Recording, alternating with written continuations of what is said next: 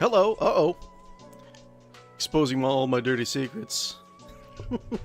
Hi, how's it going? Good morning, good afternoon, and good evening. Wait, good afternoon, good evening, good night, good morrow, all that stuff. How's it going, guys? If you're unfamiliar with me, I go by Mechanical Beanstalk. I am a variety streamer who tries to do more off-the-radar games, which includes games with very strong community presence or modded presence, or retros that need a little bit more of a spotlight on them, or the same goes for like an indie game. Oh, and there's a cat in here. We have not kicked out all the cats from this room. But today we're actually continuing our unofficial Warhammer 40,000 Sundays. Eventually it's probably going to be official. But we're playing a little bit of Rogue Trader. We're doing a modded version of that, where we're playing as the the equivalent of Space Halflings in Warhammer 40,000. We're trying to have a full party-ish of Space Halflings. They're called Ratlings in the Warhammer 40,000 setting. And I think that the DLC, I'm not going to convert the DLC character into a Halfling. Maybe I should, but I don't know. I'll think about it. But yeah, idea is that we have Space Halflings, Ratlings. They have plus 10 Perception, plus 10 Agility, negative 10 Toughness. I feel like that still might be a little bit too strong, but I am feeling the negative 10 Toughness like quite a bit. Their models are a little bit smaller. We have some portraits for them to make them look more halfling-like, and that, yeah, that's kind of what we're doing so far. I have a mod also that lets me change the model for the flagship, so we'll actually work on that. And yeah, that's pretty much what we're doing today. We're continuing the campaign, the main campaign. We're playing through it a second time, and I think the boss we have to go through is like a Chaos Space Marine, evil super soldier with a bunch of other backups, and his agility is so high, he goes first. He just like decimates my entire party. So I'm not sure if I'm gonna have to rewind time a little bit and do the previous fight again. But yeah, we'll try to figure that out. But yeah, we're gonna have to be kind of clever about actually figuring out this fight. I think I need to focus on my camera just a little bit. Give me 1 second. Uno momento, por favor. Let's see. It helps a little bit. Give me 1 second. Let me let the cat out, and then we'll pop over to Warhammer 40,000 Rogue Trader. Guys, if you haven't already, be sure to like and follow and subscribe on YouTube and Twitch. I really would appreciate it if you would do so.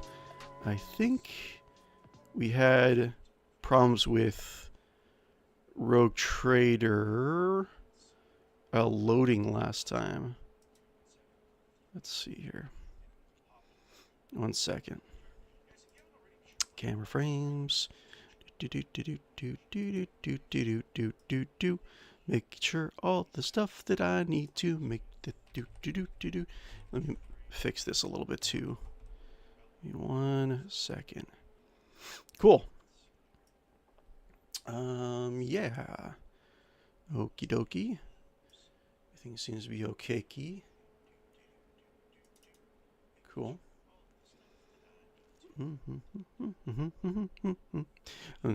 Okay. Boop. Should be working. Give me 1 second. We're sure it doesn't want to load.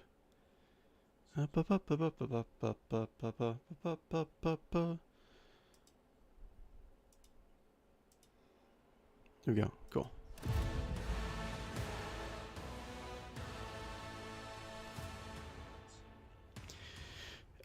Yeah, so let's see here. Should be loading up just fine. I'll double check just to make sure. 1 second. Yeah, cool. Let me change this a little bit.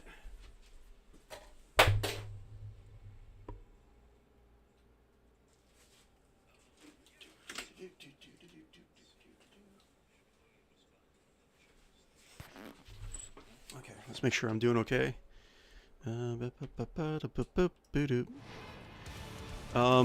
So we lost 2 people. I think the problem that we were having last time is that once you get him down to like half, he runs all the way up here and he gets more ads.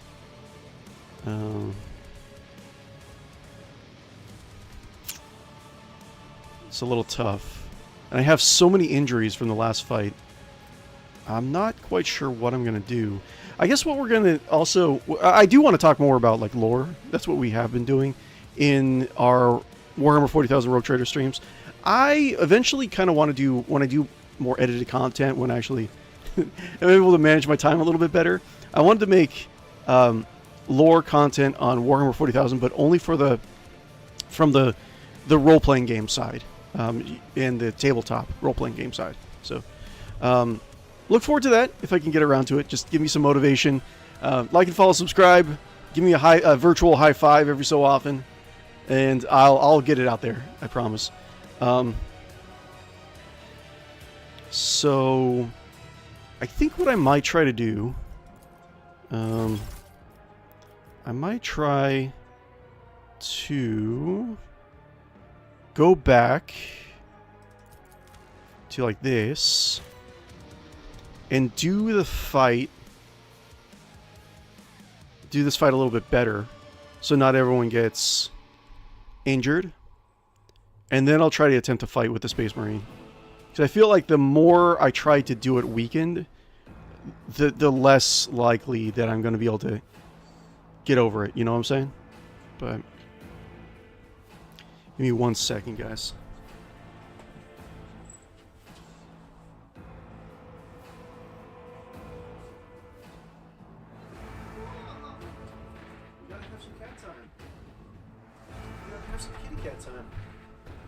It's necessary to have some kitty cat time. If you guys are unfamiliar, this is Toby. He's my oldest cat. He's about 16 years old, something like that, 17. But he looks great. He's just a little tiny kitten. Mwah. And he loves people. He's super cuddly. And maybe not that bright, but mwah. Really cool cat. Eat you. How you doing? Meow. Meow, meow, meow, meow. Okay. We let him out. Be right back.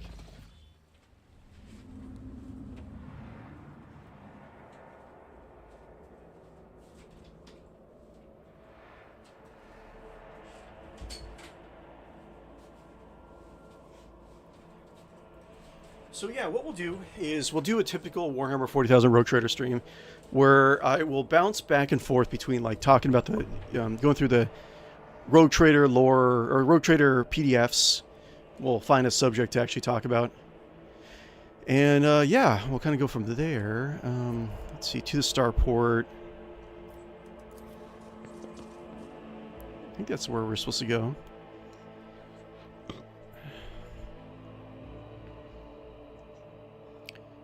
But yeah, we'll do this combat. Do it better. Try not to lose anyone. Try not to get injured. And then fight a Space Marine as a bunch of halflings. So yeah, I wanted to talk about the Rogue Trader pen and paper game, or the earliest pen and paper Warhammer 40,000 games, right? Do that. We'll talk about that. Swiss cheesed into the stream. One thing we actually started last week, I don't know if it's kind of like, I don't want to say like high concept. It's not really high concept, but it's just it's a fun little brainstorming exercise that we came up with the previous stream, where we're actually making our own Warhammer 40,000 space sector using just kind of combinations of like word associations and obscure words of the English language, like translated from a certain website. So I might do that a little bit. I kind of have a picture of us designing our own. Will distress the hallowed machine spirits of the Voidcraft, rendering them deaf to all litanies of placation. Sure. The shuttle we use for the evacuation must be handled with caution. Okay, cool story, Pascal. Anyways, what was I saying? So it would be really cool. I have a picture.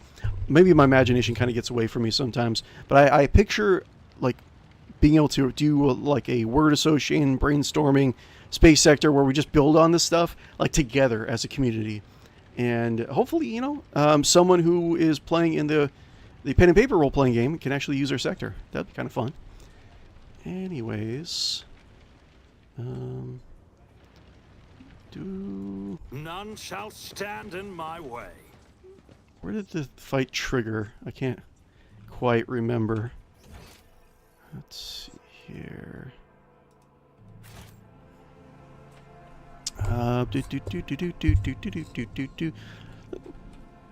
Warhammer 40,000. Why don't you have happy music for a change? Let's have the Master of Magic music.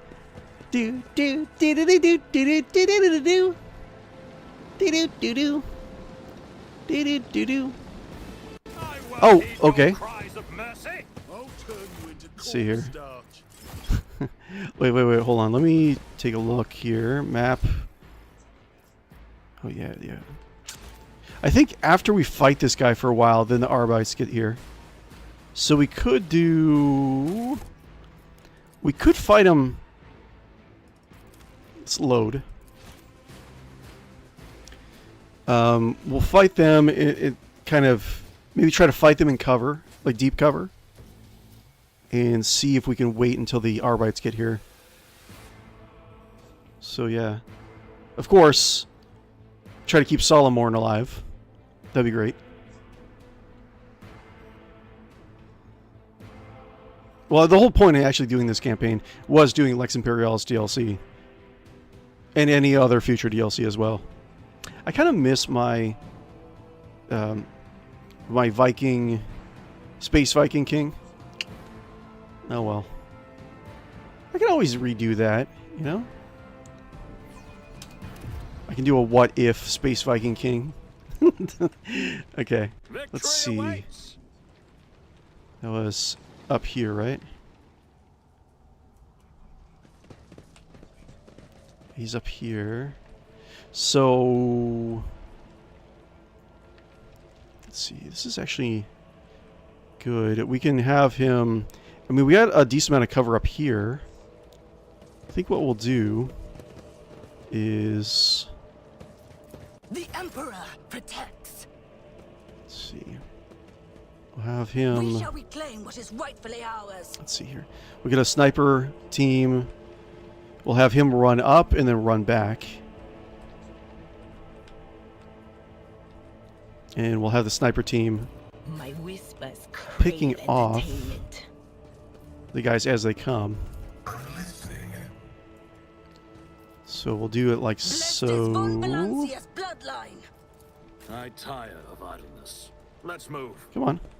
Come on, you guys. You gotta Heresy move. grows from idleness. You gotta hustle. Yes. Okay, who is this? My aspirations Rack will go transcend here. humanity. Okay, I think I got it for the most Follow part. the Emperor. Save. Sneaky. Sneaky space hobbitses. I don't know.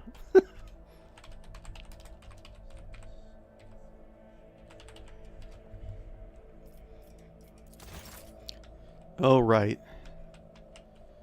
So let's try Let to the do faith guide my this. path to glory. Can I? I probably can't reach him from Blessed here, is right? von Valancia's bloodline. Ooh, I can. Interesting.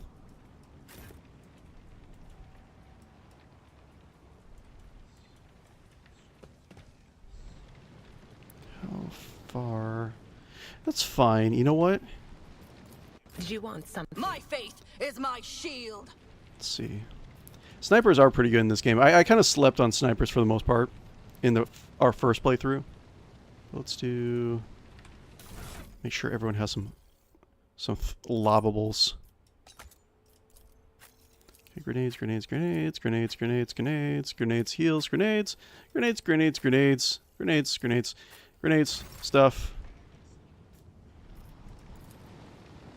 Actions will speak louder than words.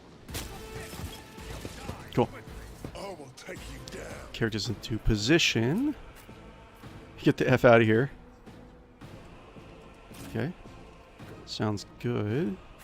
Officer Molly. And I think that's fine. I don't think...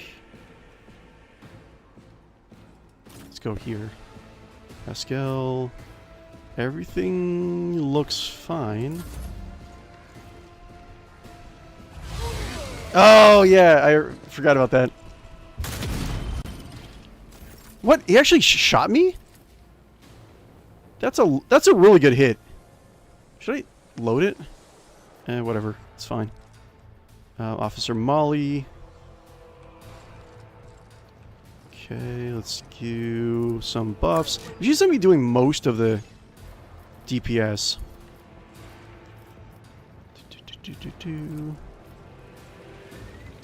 Yes.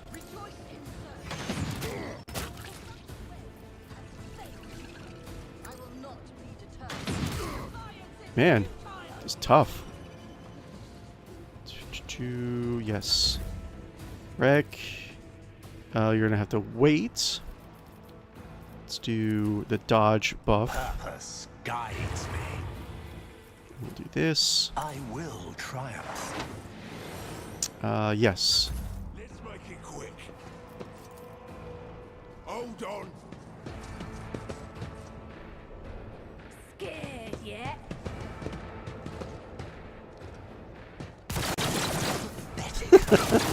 Man, they have such a good hit. They're so good at this. Okay. But she definitely can't make it, can she? There's no way. No. Can I do dominate on him? Dominates. Ripper Rebel, Bruiser Rebel. She can't see any of these guys, can she? Oh, she can. Rebel Gunner. It's only 20. Let's see here. What do you got? Wait, these are what are you guys equipped with? You guys are equipped with what? Last pistols?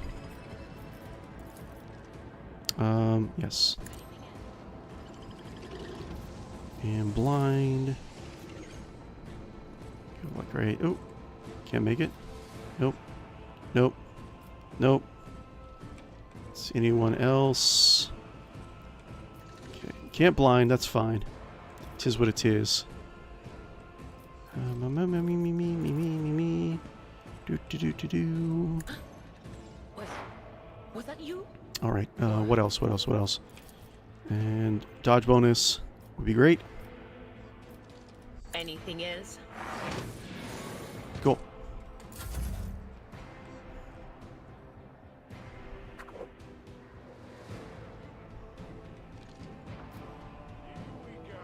Here we go. Yeah, Pascal, I want you to heal, please.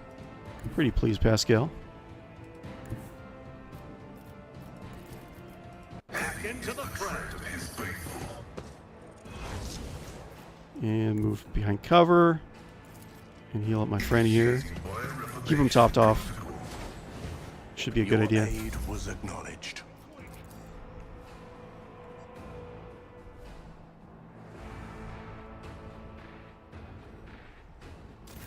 Okay, no cover over here. Full cover over here. Let's do that. Rejoice in service. All right, Commander of the Meadow Guard, if that is your real name.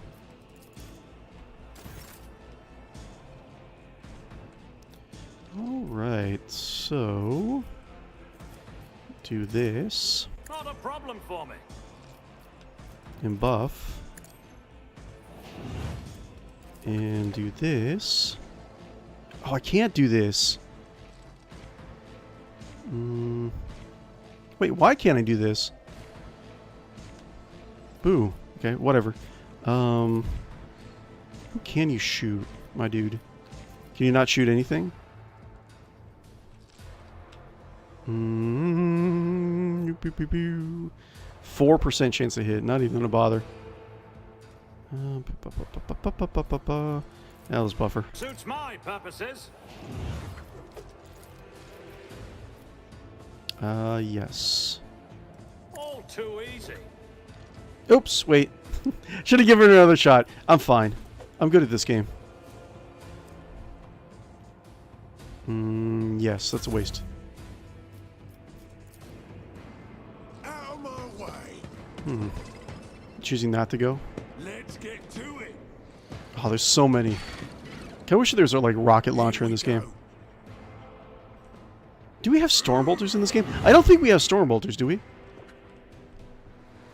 In the pen and paper RPG, we have plenty of AoE, high explosive stuff to actually take guys like this down.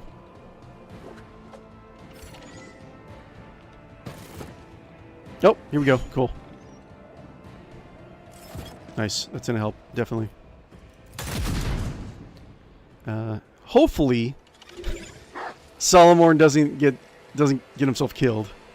We'll see. Oh my god, look at, there's so many for them to handle.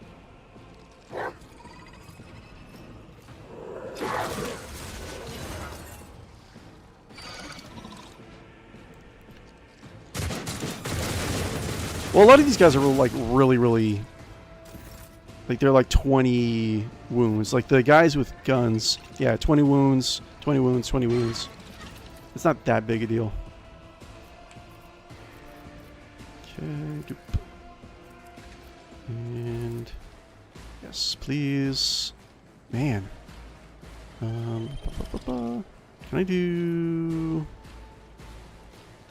Can I kill these guys?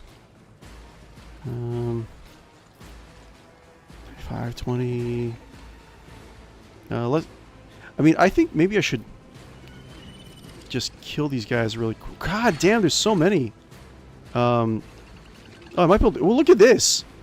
Well, okay, wait. Can I actually get a shot like this? Hold on 1 second. Look at this trick shot. Ah, no! That would have been so cool.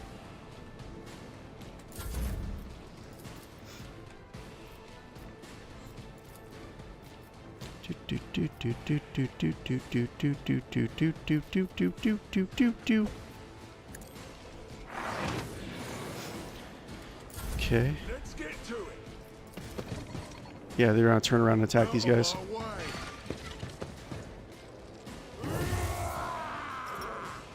I also have to have faith in them. Wait, do it. Am I out of coffee already? All right. I should play it safe. I really should.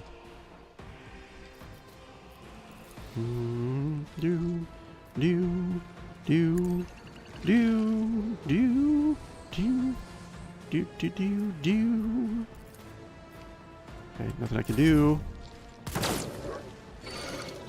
Let's get to it.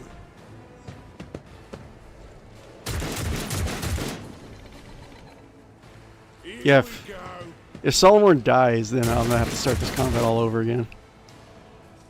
Let's make it quick.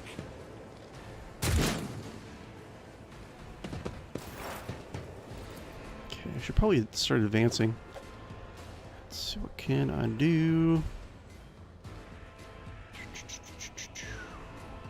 Not much I can do.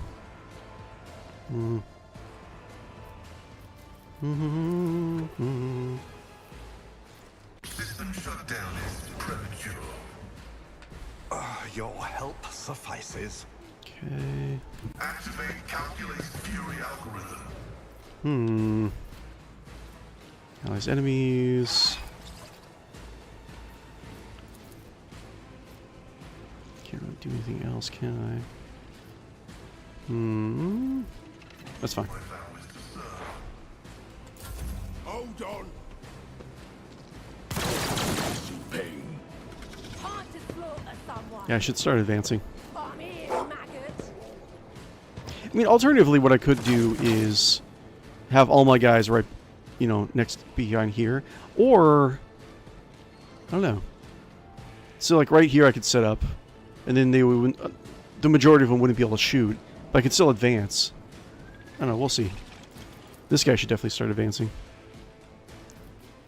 The Emperor commands.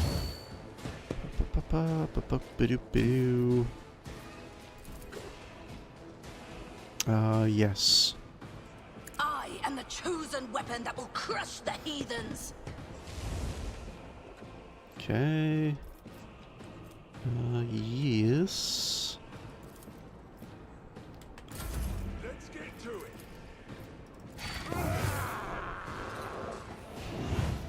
Oh, puppy. Careful, puppy. Careful, careful, careful. Definitely. Do do do do do do do do do do do do do. Can I get a clear shot? I don't think I can. Oh, I can go here, right?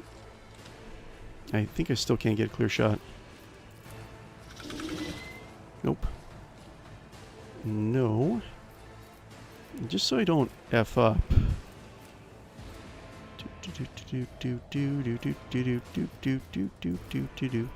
Nothing I can't do.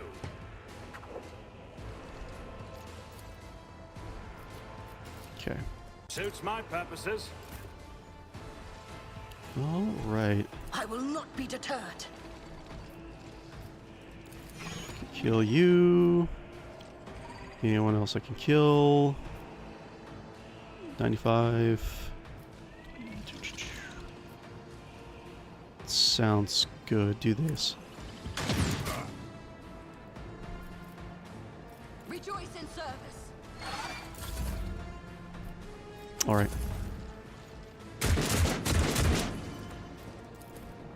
Out of my way. Still coming for me? Let's get to it.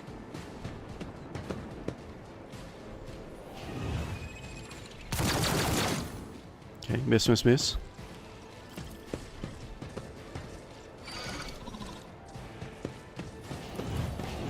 Okay. They're so much better than me, right? We got a rotator cleat. Oh, they're not that great. I mean, 52 wounds. I guess that's okay.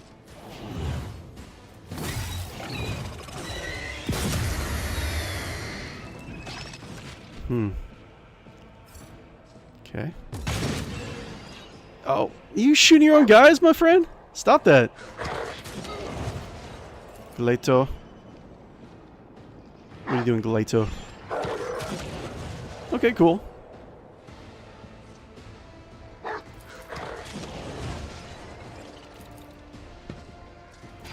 Let's make it quick. That sniper, man. At least they're not shooting me. All right. Can I potentially hit both of them? It's true. Try that. Actions will speak louder. Nice.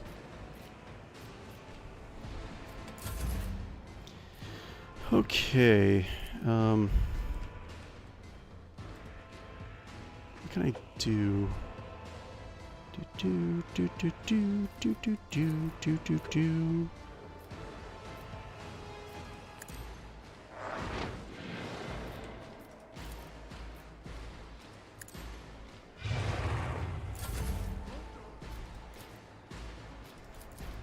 Let's get to it.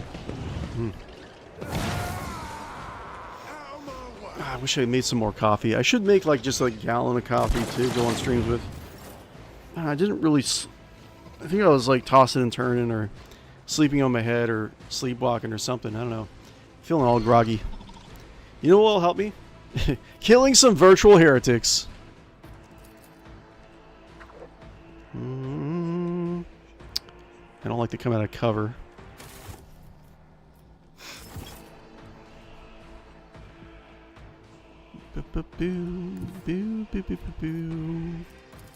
Oh, almost, but not quite.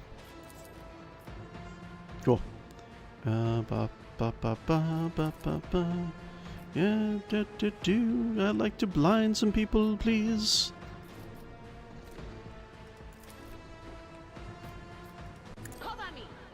Cover me!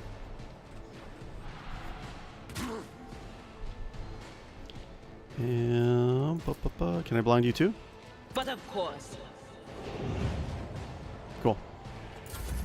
Oh, I should have done some information, whatever that was. Block. All right. Pascal, I have to move forward eventually. But As the tactical imperative dictates. anything else? Anything you want to do? I don't know what you want to do. Hmm.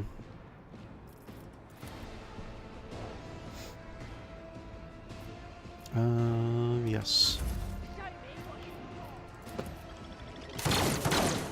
Okay, sure. So I can go over here and then taunt this guy and charge into that one. Seems like something I would want to do. Yes. And so shall it be done. I will not be deterred. Can you make it? Oh no! Can't make it. Okay, one space. You can probably make it now, right? Yeah. Your end is nigh. Wait, didn't I give him... Hold on. I gave him a shield, didn't I? Why no shield? What happened? Oh, maybe I... Oh, you know what? No, wait. Don't I have shield? I could have sworn I got the shield. Maybe not. Whatever. Who knows? The ways of the universe are so mysterious.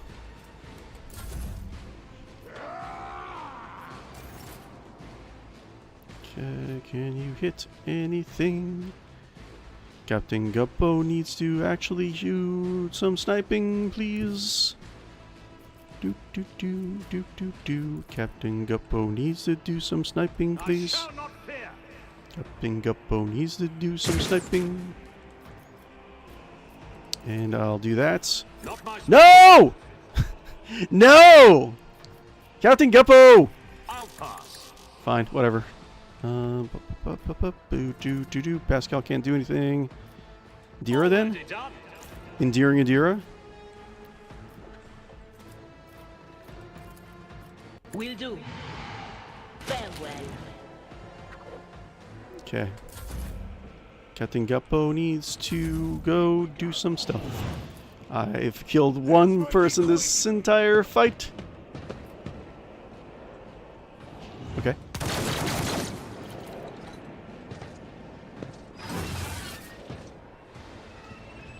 It seems like the arbitrators are actually doing better now that I'm not even there. Like last time they got...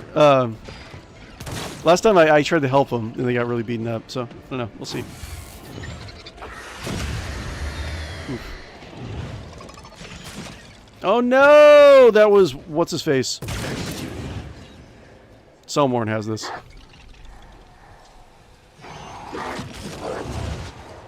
Cool.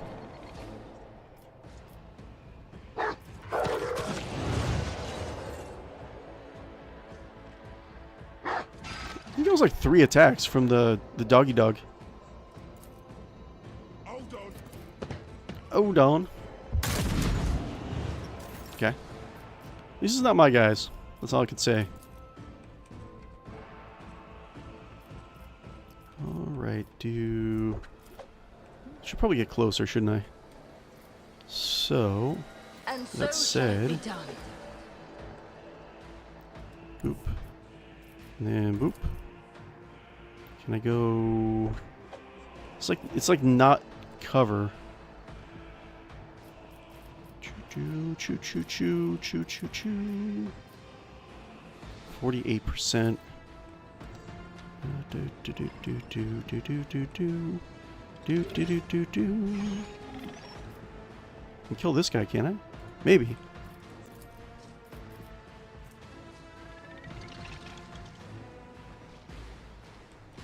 Come on. And almost.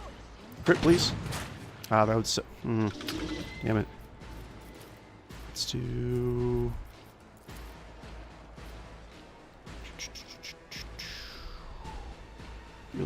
Run back, I guess.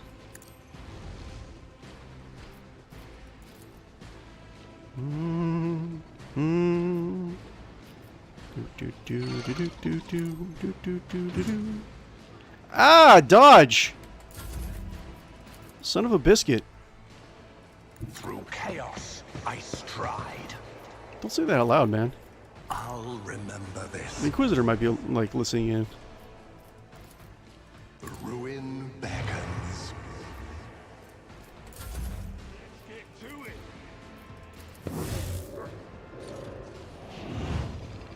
it.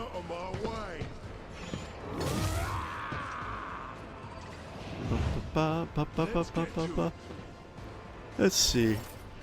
I definitely want to talk about lore. Maybe once we have a big loading screen, or after this fight, we can talk a little bit about it, or build up our Imperial space sector.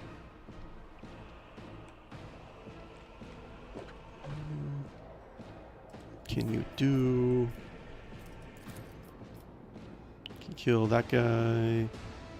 Can kill. Can kill. Can I zippity zap yet? I cannot zippity zap, unfortunately. I know what is to come. Why did I not foresee this? Cool. Can I dominate? Yeah, let's do that. And blind one of these guys. Can't do that. Will do. Here we go. Here we go. Go, Pascal, go. Pump those mechanical legs. Hmm. The Messiah knows all. Comprehends all. Okay, nothing we do. Not really. Where are you now? Kill you. Another step towards our ultimate victory. Ultimate victory, sure.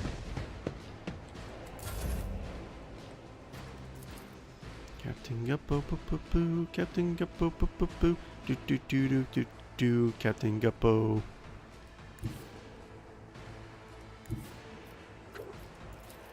Let's see how they respond to this. Okay, and then one shot on someone, if I can, which I cannot.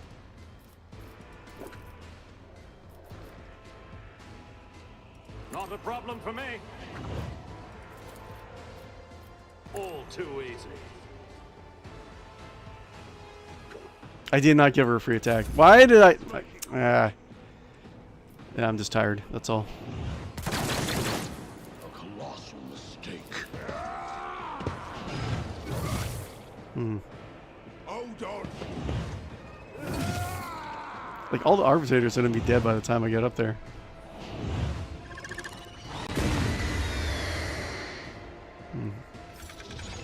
Okay, that would suck so much if Solomon died.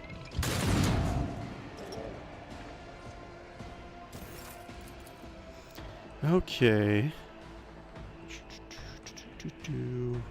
Go here, and then run into that. My enemies shall be crushed like dust beneath my feet. Probably don't need to be so close.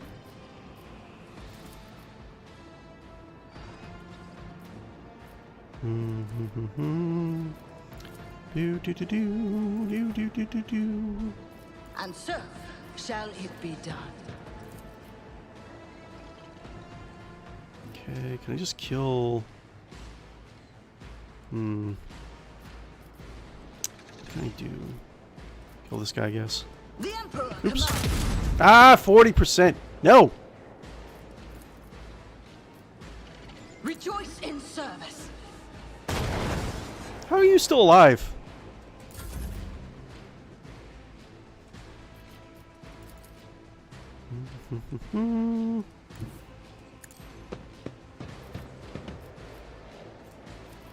Okay. One step closer. Yes.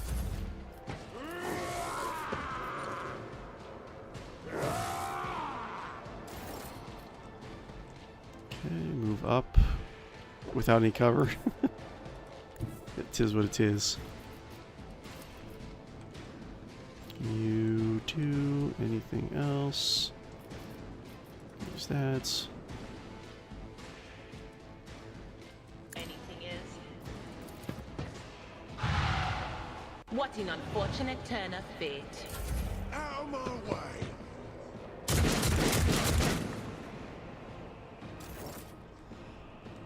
All right.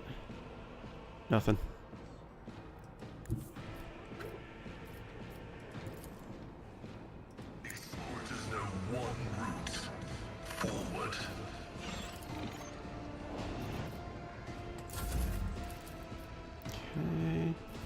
here. And then charge. Yes. I am the chosen weapon that will crush the heathens. Okay, and then can I do this? My armor is contempt. Okay. I will not be deterred. Rejoice in service. Okay, cool. Can I taunt anyone else? Might as well. Actions will speak louder than words. Alright, Captain Guppo. Captain Guppo. 30% chance to hit, Guppo. Guppo! No. No.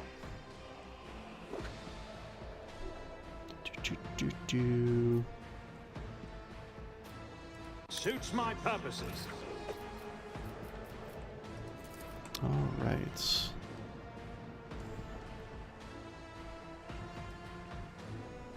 But of course.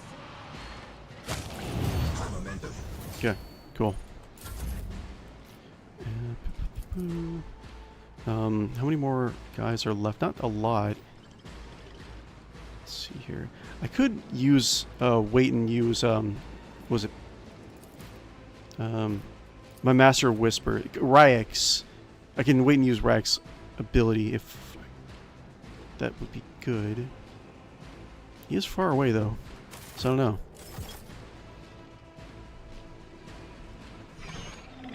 know.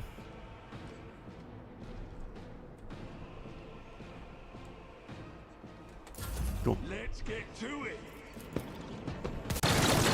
Ah, no! Okay. Damn it, damn it, damn it, damn it, damn it. No, I'm trying to do this without losing any guys. So I gotta load again. It's like right when I get an ultimate, that happens. Ah! Yeah! Sorry.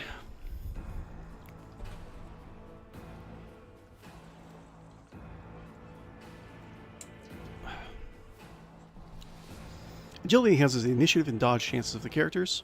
Yes. It also affects the demolition skill. Base demolition equal to agility. Cool. I know.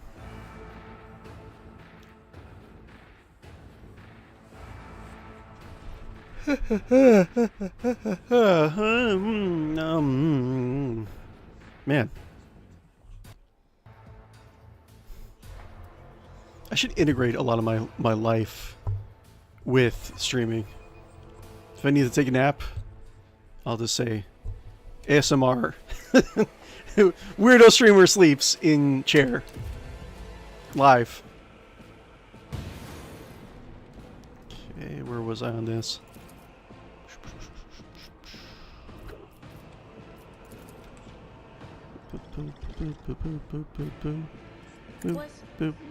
Was that you? Cool, wasn't that far back. Captain Guppo. Try it again. Here we go. You gonna attack me again? Another loss. Man! Inconsequential. Maybe I should use the extra turn and just get Pascal out of there. Hard mode is just everyone's so squishy. What should we talk about? I mean, some of these loading screens are pretty long. I have enough time to actually talk about something. I think I already talked about one of my favorite Warhammer 40,000 tabletop races, which was the Strixus, the 40k Ferengi or trade race. I'm not sure if I talked to him about it a lot. You know what I haven't really talked about? Not a lot. Let me see. While it's loading, let me see if I can actually find an example of what I was looking for. Let's see. Terror into the Storm, Draco map, Kronos map, only warp, Fleet Kronos. Let's see here. Edge of the Abyss. Let's see here. Faith and Coin, Kronos Bestiary. Let's see here. Cool. Let's do... Is it loaded? Okay. I think I have something to talk about, so... Yeah,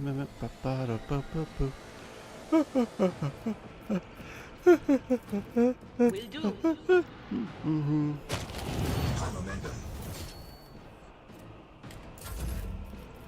Pascal, get the hell out of there. Wait, why is Pascal? Hold on. Does Pascal have an injury? What is this? Horrors of the Warp. Okay.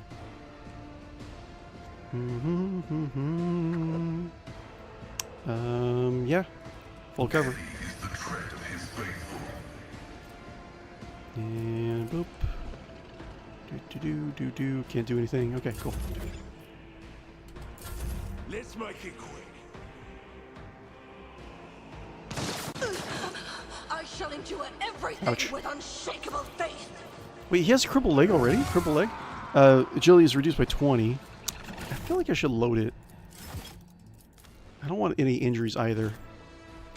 So let's go back here really quick. Chronos Bestiary. And I think before we end the stream, we'll work on our Imperial sector of space. I think, what was it? What do we call it? Hold on, let's go boop. We're our lower building. It was the 𝕽𝖆𝖊𝖚 sector. Actually, I have a little section over on our Discord of it. But essentially what we're doing, I'll try to make sure, I'll probably try to explain the rules of this a couple times, but we're using word association from a random word generator website to build a new Imperial world, you know, for use for just for fun, or if anyone else there is playing like a Warhammer 40,000 campaign, they want a setting to take the place in. But what we did for like word association is we made the 𝕽𝖆𝖚 sector so far. We know that it's surrounded by kind of like a biological nebula, you know, thousands and thousands, millions of kilometers long, I guess it would be. And there's a lot of cosmozoans. Like, even in the depths of space, there's still life, right? I think that's all we know about it so far. But we'll build on that a little bit. And if any of you want to contribute, log into Discord, feel free to. There's nothing else I can do. Can I dominate? Who attacked me before? Dominate. Anything else?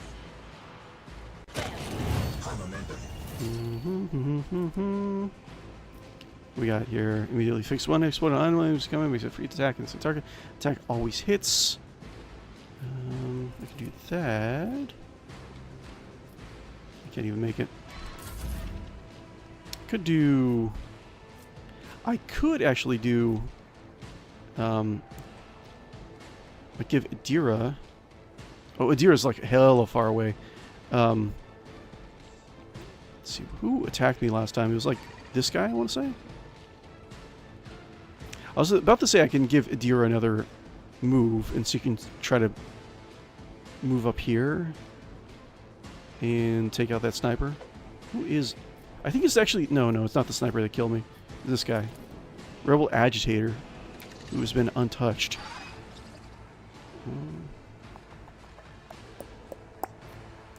Let's do... Pascal. My time is now. Just move here. Hold on. We got... Okay, no wounds, right?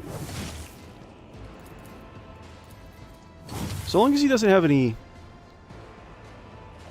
like, wounds out of this combat, that's fine. Better crippled in body than corrupt in mind.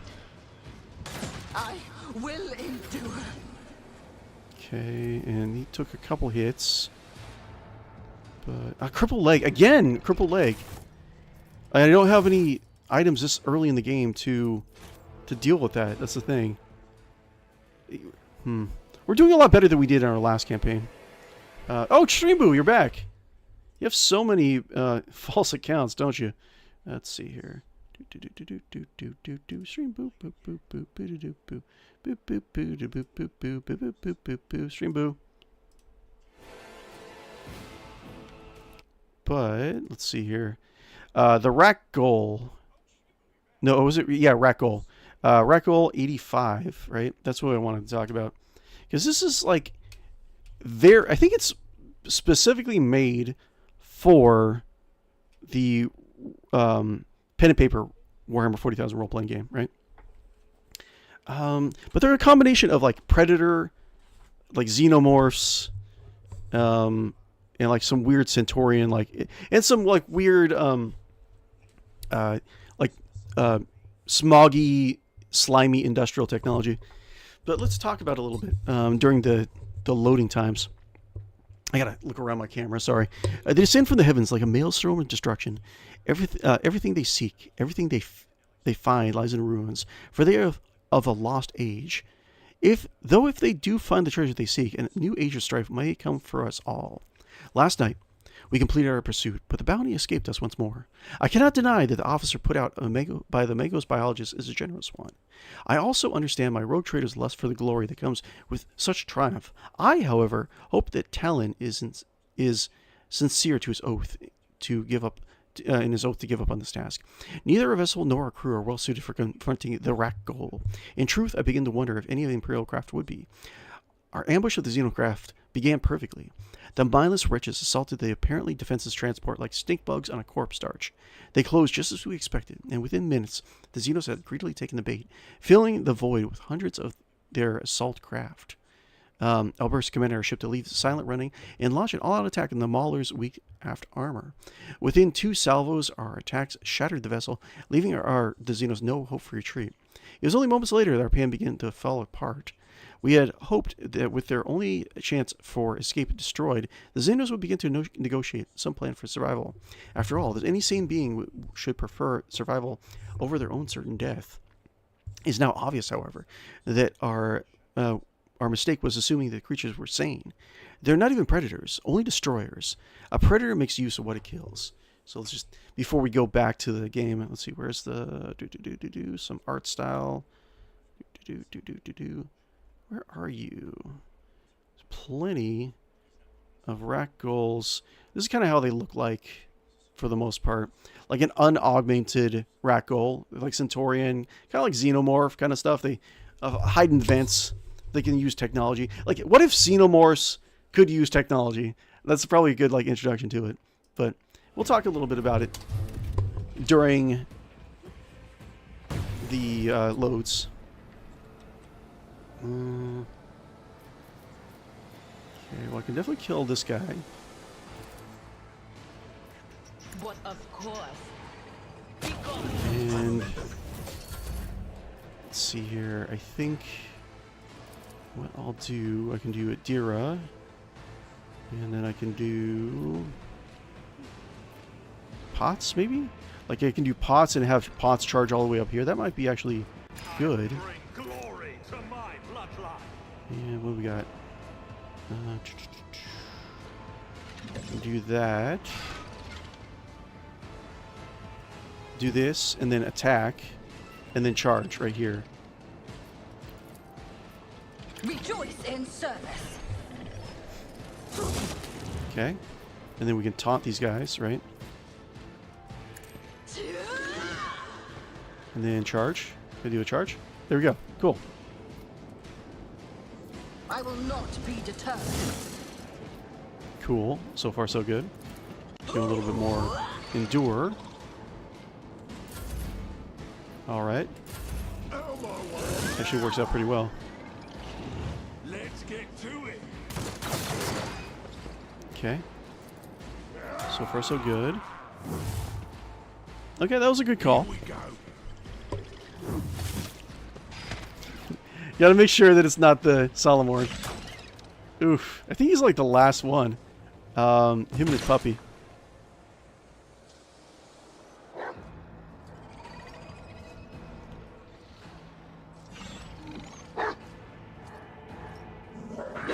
Yeah, good dog. What a good dog.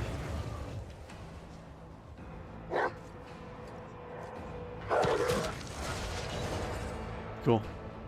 Let's make it quick. Oh my god. See any injuries? Crippled leg again. Crippled leg again, man. Let's try it one more time. Maybe a couple more times. Okay, let's go back to our reading. So yeah, I think we did briefly talk about some of these guys in one of the other streams, and I think that they might be a descendants or a servitor creature of the 𝕽𝖌𝖚𝖊𝖊, which were in the Warhammer 40,000 lore. They were the alien empire that was able to actually almost destroy the Imperium at its peak, like when the Emperor was still flesh and blood and walking around with everyone else. So they were really formidable, and he was. I think that the Imperium lost at least one of the lost Primarchs during this conflict. So who knows if the 𝕽𝖌𝖚𝖊𝖊 itself had anything to do with it. But anyways, the 𝕽𝖆𝖆𝖊𝖃, and I think that we were saying that the 𝕽𝖌𝖚𝖊𝖊 had a lot of interest in the Cronus expanse. We're not really sure why, but I was theorizing that the warp gates that allow you to, mostly the warp gates seem to transport you. I guess one transports you inside the Cronus expanse itself, but one transports you all the way over to the Galactic East, a little bit closer to where the 𝕽𝖌𝖚𝖊𝖊 actually were, set up where the 𝕽𝖚𝖃 Empire was. But anyways, within moments of the Xenos, realizing that their vessel had been destroyed, they threw themselves at the transport with renewed fury.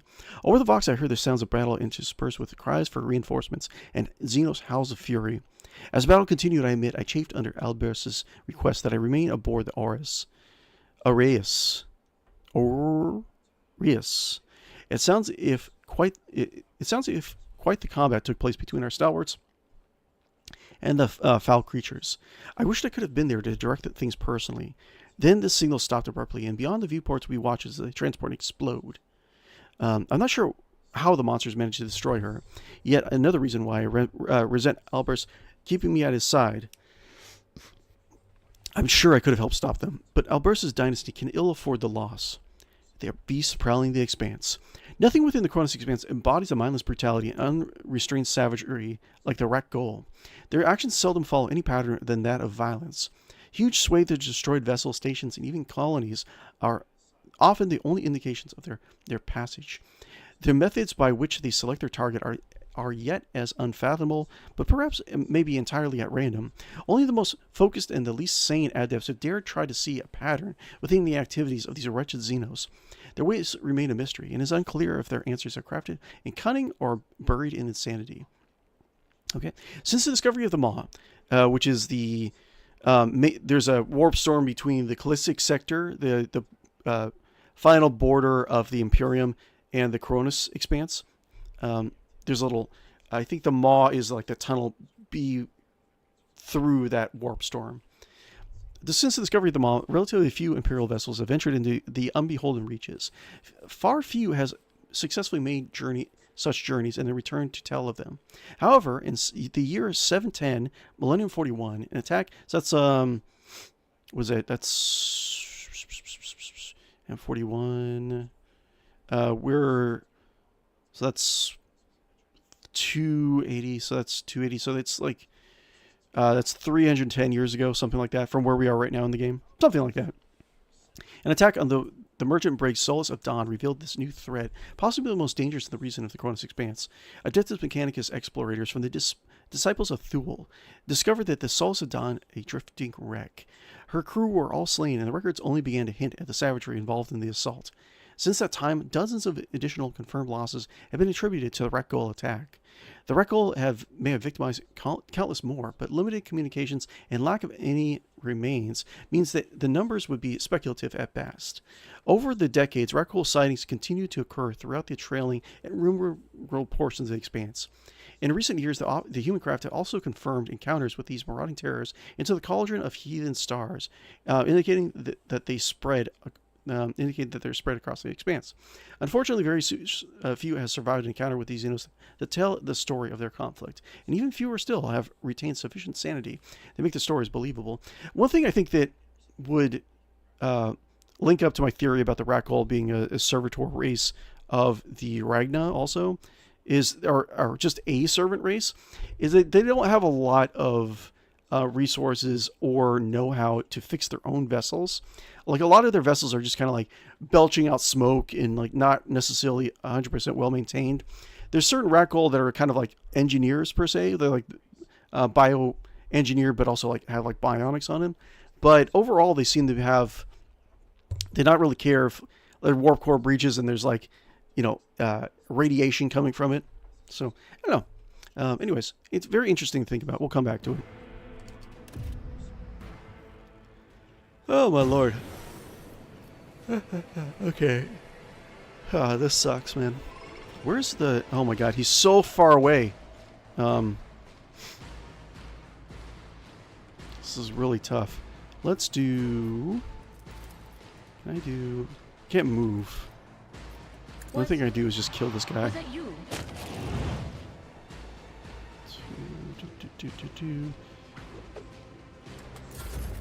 Okay. Wait. What? Wait a minute. Why? I don't have the I don't have time for this. momentum. Boo. That's weird.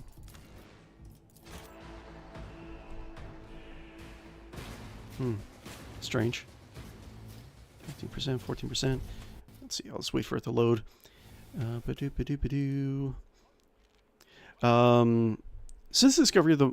Okay, we already saw that. Go back. Adeptus Mechanicus explorers from the Disciple of Thule discovered the Solus drifting wreck. Her crew were all slain. The records only begun to hint at the savagery involved in the assault. Since that time, dozens of additional confirmed losses have been attributed to Rakghoul attacks. The Rakghoul may have victimized countless more, but limited communication... Oh yeah, we already read that part of it. With their continued expansion, the Rakghoul have eradicated the sentient life on dozens of planets. In some instances, they were isolated populations of primitive Xenos. In others, the creatures destroyed larger human settlements, including the one on Nipson's Prize, one of the planets of the Cronus Expanse. Throughout this time, no known humans have ever established a meaningful dialogue of the with the species. Rather, attempts at communication have always ended with violent conflict, and the Xenos continuously attack whom they encounter. As a consequence, little is known about their culture, philosophy, or language, or even if they possess any of these traits. Suppositions have been made regarding all of these matters, particularly in concern with information obtained from other Xenospecies concerning encounters with the Rakghoul.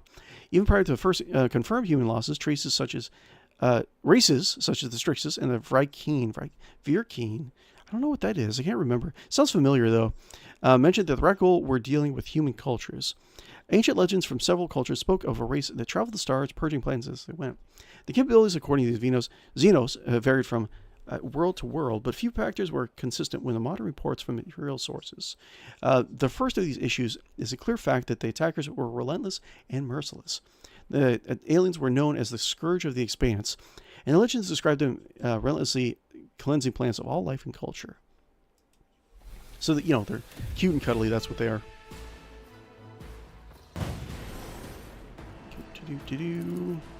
Kill. What an unfortunate turn of fate. Okay. Can I do anything? Save. Can I do anything else? Can I do this? Can I do anything else? I don't know what I can do. My time is now. Okay. Let's do what I did before, I guess. Chop.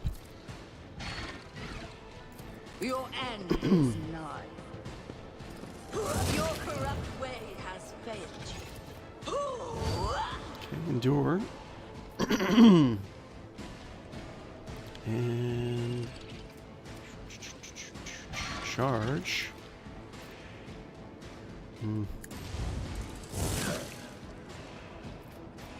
Can't taunt. Can't taunt.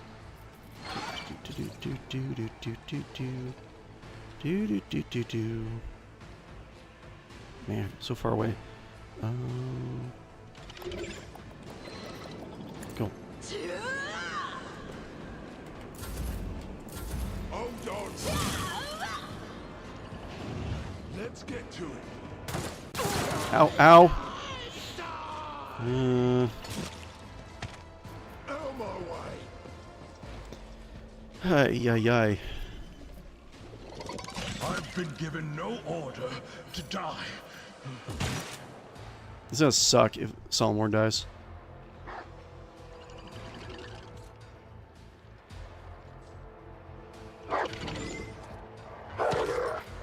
Dodge. Maybe I should load it. Hold on. We got some bad rolls for NPCs.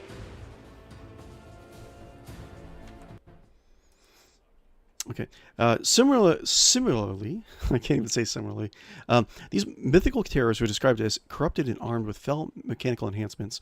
The legends disagree on the reason for this, but all clearly indicate that their mechanical components were designed to increase their combat capabilities.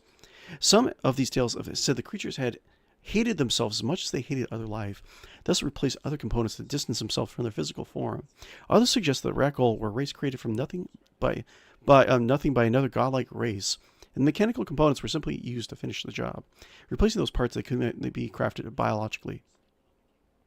Additionally, stories suggest that the implants might be associated with status, purity, or serve as a requirement for reproduction. However, the truth is likely to remain unknown until Imperial agencies capture or interrogate one of these creatures. So, they probably failed the Ragna, and they're kind of like the Iron Hand from Warhammer 40,000. They're trying to redeem themselves by replacing their failed, weak flesh.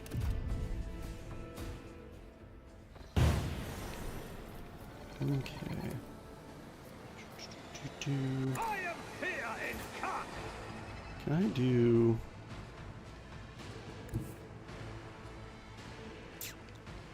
It's like there's nothing I can really do, is there?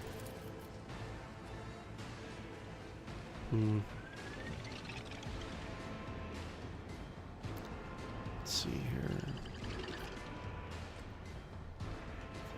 See, the problem also, I just kind of realized, is if I could attack and then move out of range.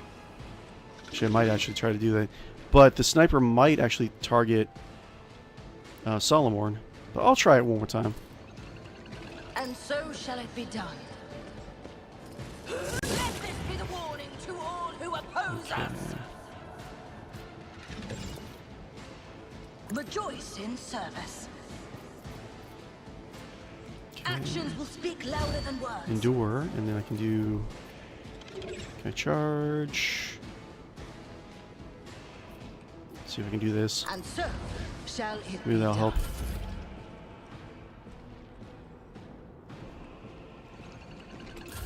Let's get to it.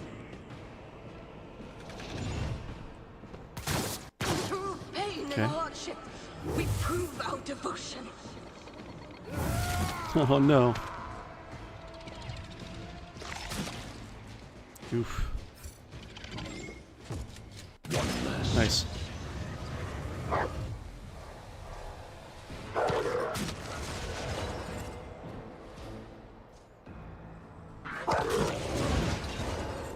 That seems pretty good.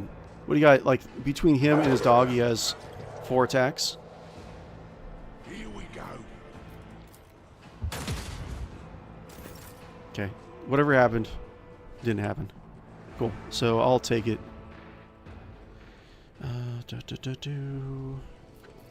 I will not be deterred. And I can move. What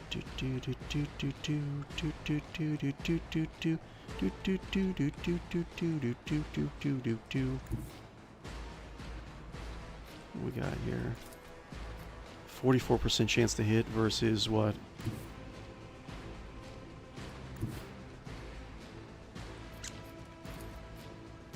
44% chance. I can do Kill this guy.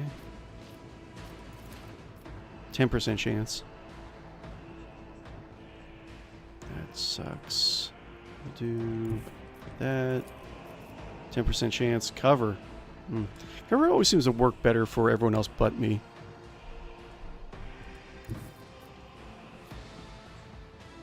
We can also have her heal people up.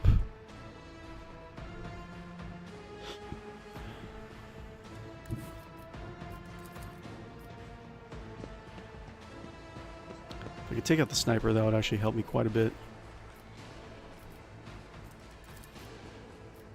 The Emperor commands. Boo.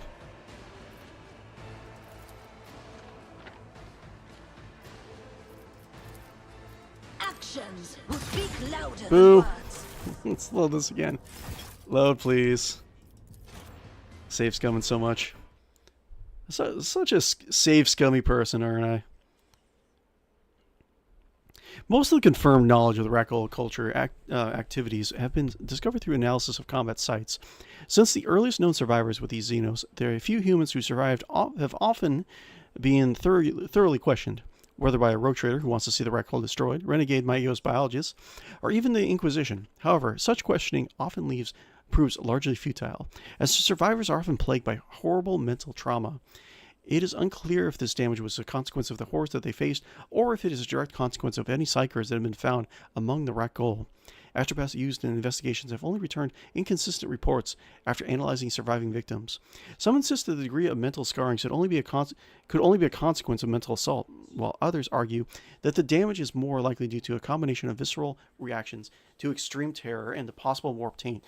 So what I remember also about the Rakghoul is they do have psychers, but like they're only able to be used their psychic abilities through like heavy mechanical augmentation. We'll probably get to that eventually in the stream.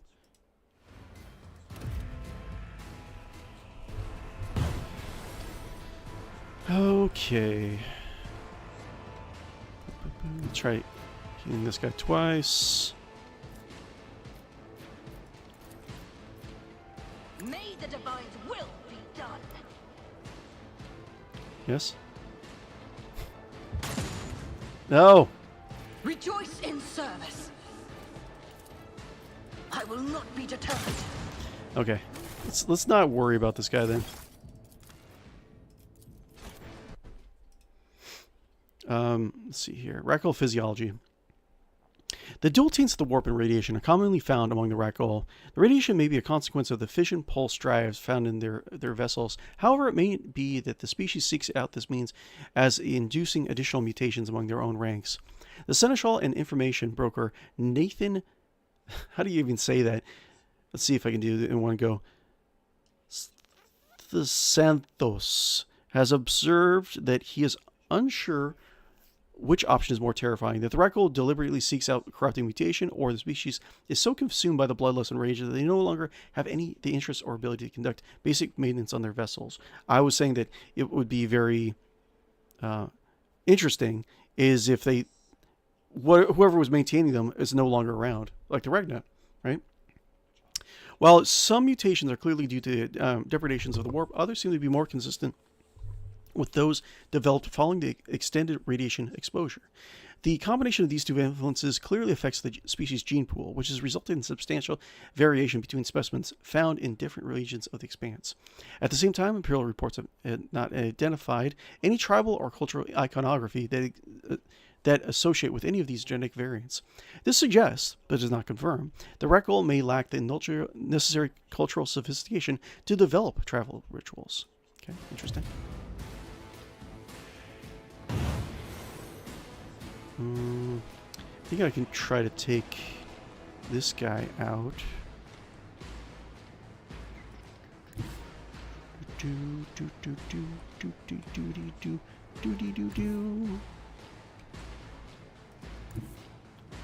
Can't fire this guy? Okay, 91 chance to hit. Go here. My enemies shall be crushed like dust beneath my feet. Okay.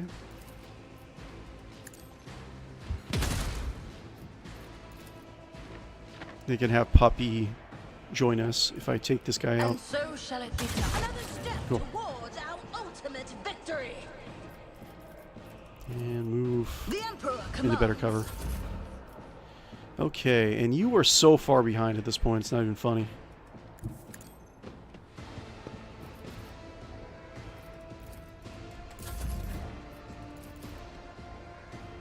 Alright. Can you do anything? Probably not. They who discern the future on the battlefield. Pascalipoo, Pascalipoo, you are my you are my engineer, Pascalipoo. What are you doing, Pascal?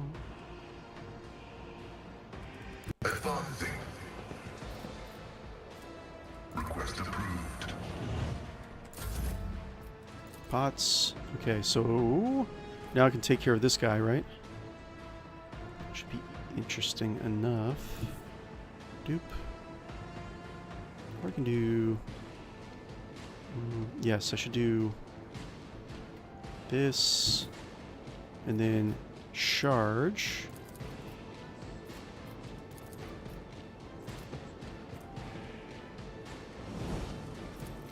Cool. Rejoice He should be in cover. service. That's... I will not be deterred. cool. Fun.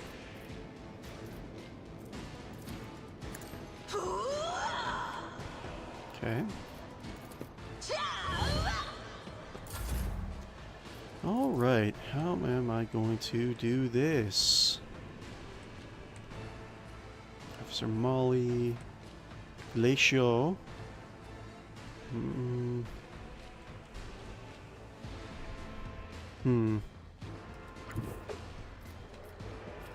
Buff, buff, buff. Can I buff Molly? Nope. Buff, buff, buff, buff, buff.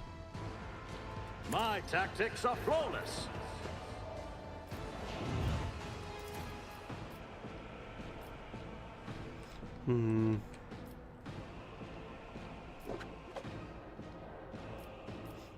Sure. Already done.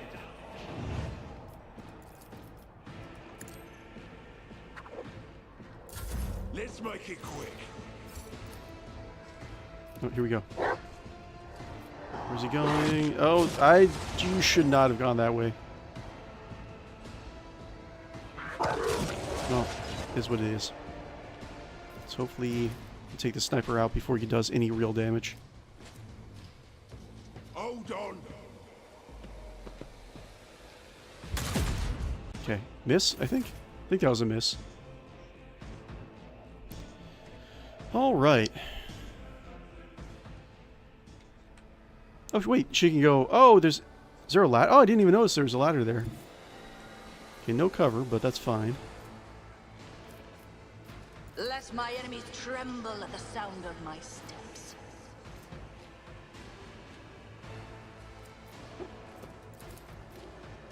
Cool. Nice shot. And a crit, also. Okay, just run at this point. Descend upon the weak.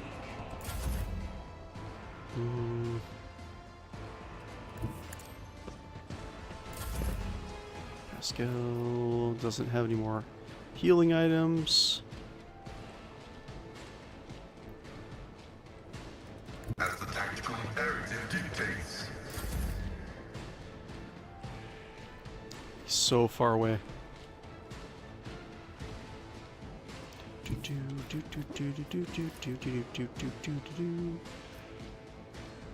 I do. I guess. Actions will speak louder than words. I don't think I'm in cover though. The Emperor commands. Alright.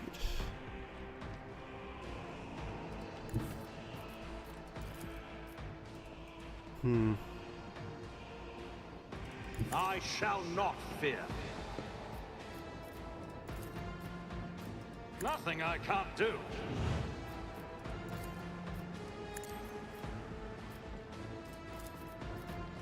Absolutely not. Okay. Do not die, Solomorn. I'm gonna be so... If I lose Solomorn, I'm gonna be so very unhappy. Yes! Awesome.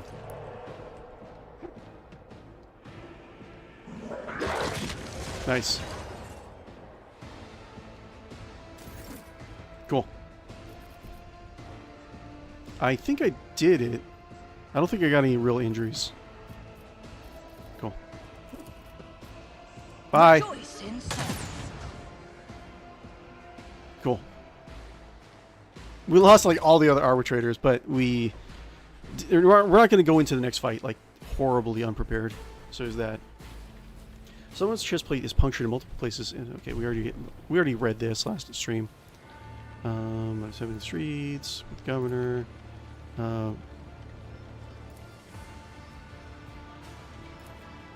Okay.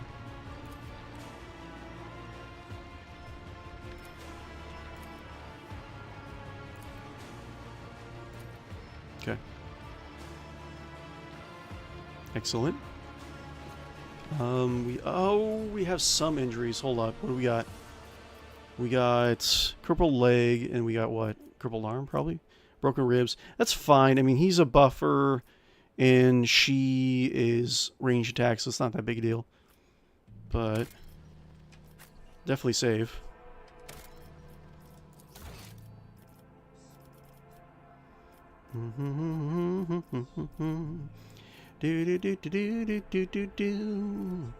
Sneaky space hobbits is do. A sneaky. Hey, David, what's going on? Happy Sunday.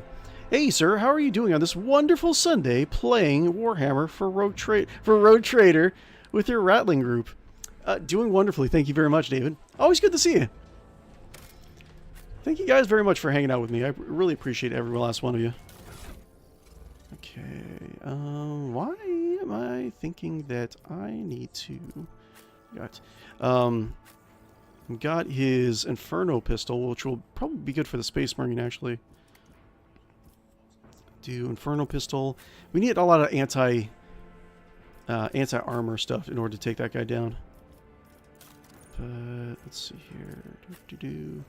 Make sure we have medikits.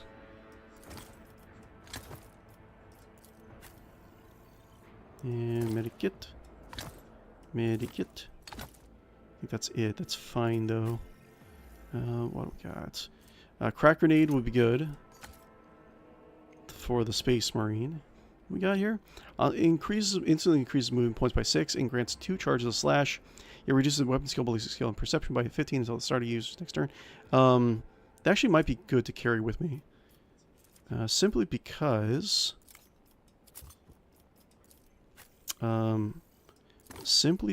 I want to get my tank into melee like as quickly as possible.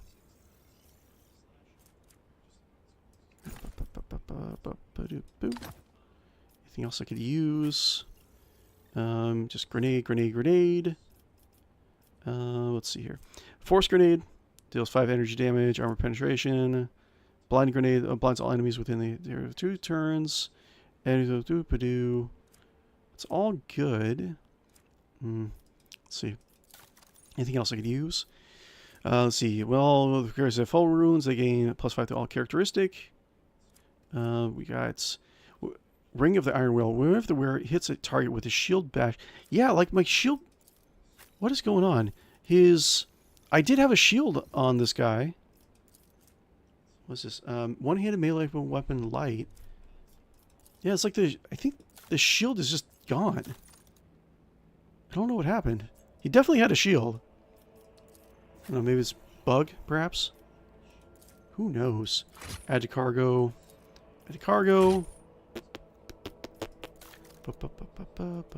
Scrappy auto gun. It's fine.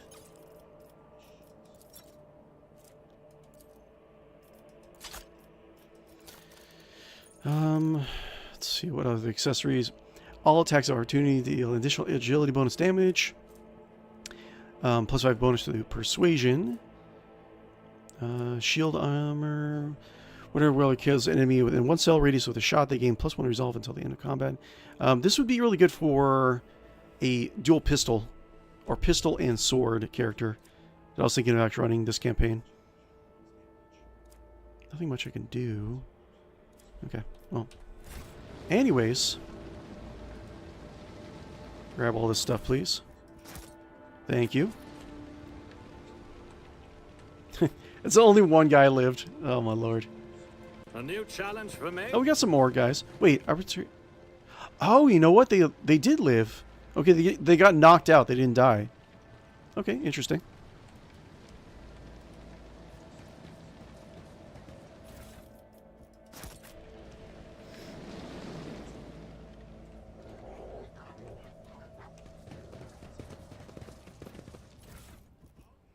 Oh, here's the shield. Stronghold. Wait, what? Oh, and I have plasma. Follow my lead. I should probably, definitely, get some plasma on Pascal. I need as much armor pen as I can actually use. Okay. Where's shield? Cool. Shield. Good. And what was that helmet? Or accessory? Whatever where it hits with a target with shield bash, double slug, fulminating shot, or goes at a junction, they must make a coercion test with a -40 penalty. If the order succeeds, the target is immobilized. That's not bad. And interesting.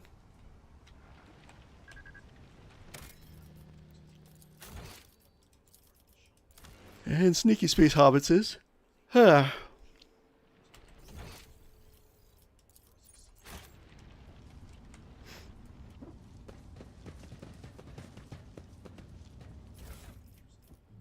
Cool.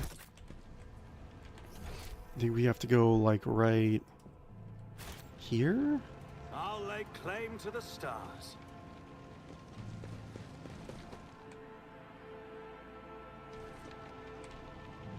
Yeah, this is the next fight. And I think I didn't give him drugs, did I? No, I did. So I should do... what is it? Until started user's next turn. Let's do Onslaught to get him into melee. Onslaught would be good to get him into melee. And then get him to melee with the Space Marine. I got hit. The ones who was a shot, the other was a resolve. Sure. Let's do... How does he look? Yeah, cool. Anywho, let's see, Space Hobbits is, do that one more time. I think it puts me in a ambush spot, so trying to set myself up is, yeah, is what it is. I won't tolerate weakness.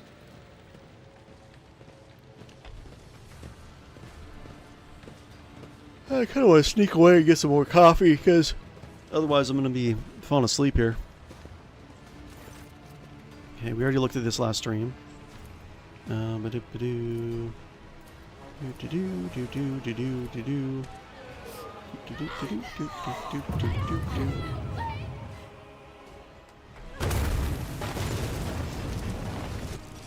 Coffee.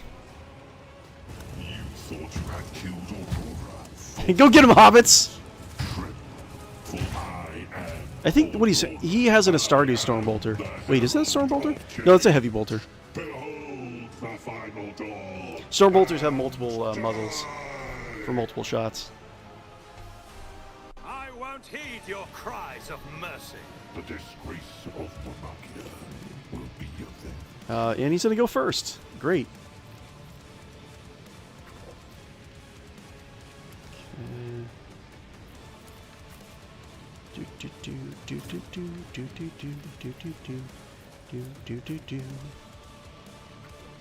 Try to get away from him. Meow, meow, meow, meow, meow. Captain Guppo, where are you?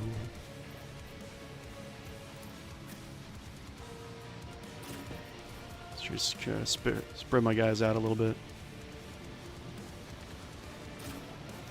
Captain Guppo, where are you?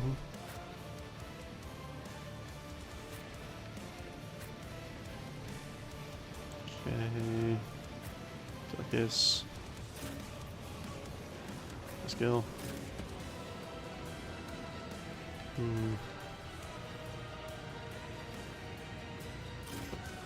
Alright, let's try it. First turn. I can't believe that. Ouchie, and he's dead. Two guys are almost dead. Let's try this again. Just hoping that maybe I'll just get a good roll and he won't go first, but that's probably unlikely.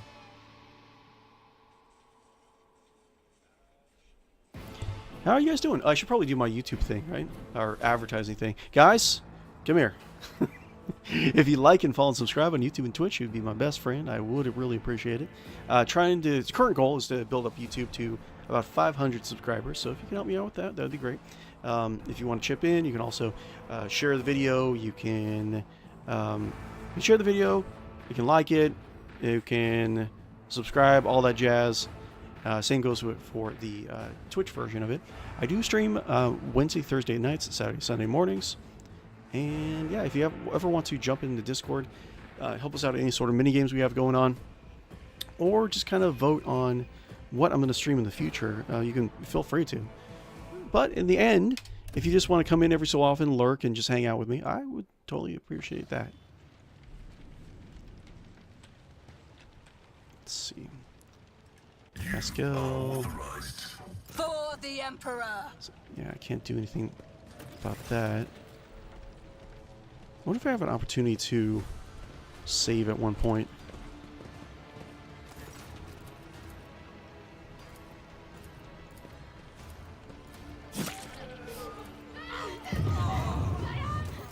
Save. Save.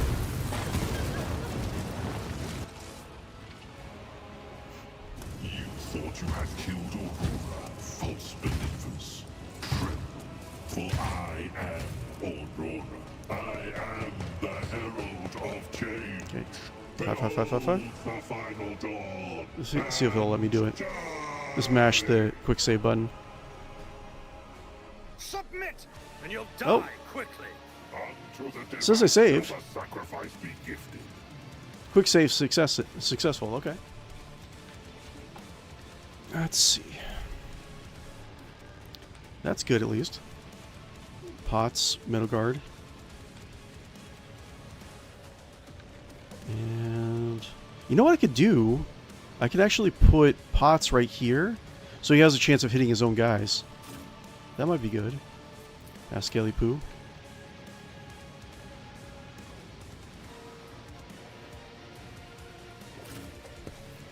Interesting.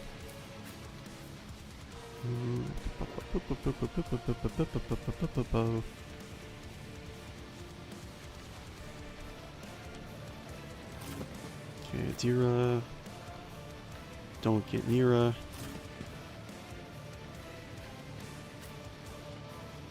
Wreck.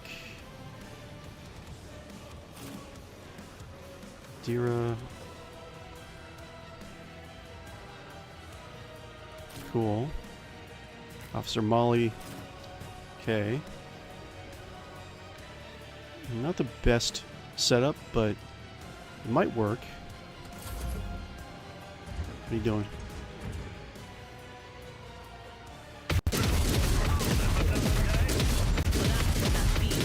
Okay. 3 dead. Okay. Nope. Okay.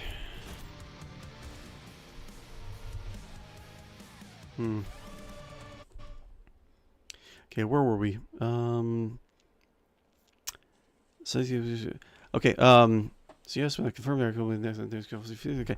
Members of the Magos biologists have marveled at the remains discovered from Ratling complex. Studies indicate that the species is an egg-laying is egg-laying, and the Racco undergo extensive physiological changes over the course of their maturation. Further, their reproductive methods appear to involve a trinary breeding scheme that's dependent upon the age and stature of the individuals involved.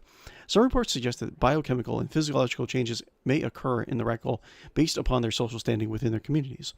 As xenos attain specific levels of authority, this may trigger the shifts in the reproductive mode. They just get busy. However, these factors cannot be confirmed until a live specimen are studied over an extended period. In sharp contrast, based on their exploration patterns through the Chronos Expanse, there may be more of a pattern to at least some of the Racco attacks than first appears. A number of these assaults occurred on worlds where xenoarchaeologists has identified the remains of civilization long lost before the first rogue traders passed before the Maw. This suggests the seemingly mindless Racco have the motivation and abilities necessary to carry out a search for something lost. Thus far, however, no researcher has been able to discover what could be valuable enough to send them out across the expanse. Ragna ruins. Okay, it's all good. Prepare to die. How nice.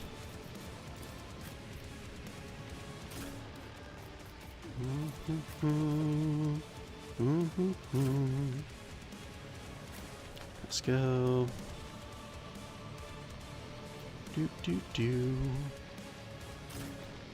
And 𝕿𝖵𝖊𝖊𝖚. Let's not go near her.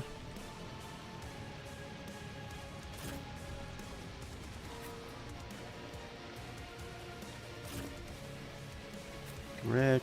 Yes. Try it. See if it works. What are you doing? Trying to hit both of us? Ow. Oh, missed. Ah, damn it. He killed him in like 2 shots. I want to try to survive the first volley. This is going to make it very difficult to finish this combat with one of my characters down at the beginning of combat. Ah.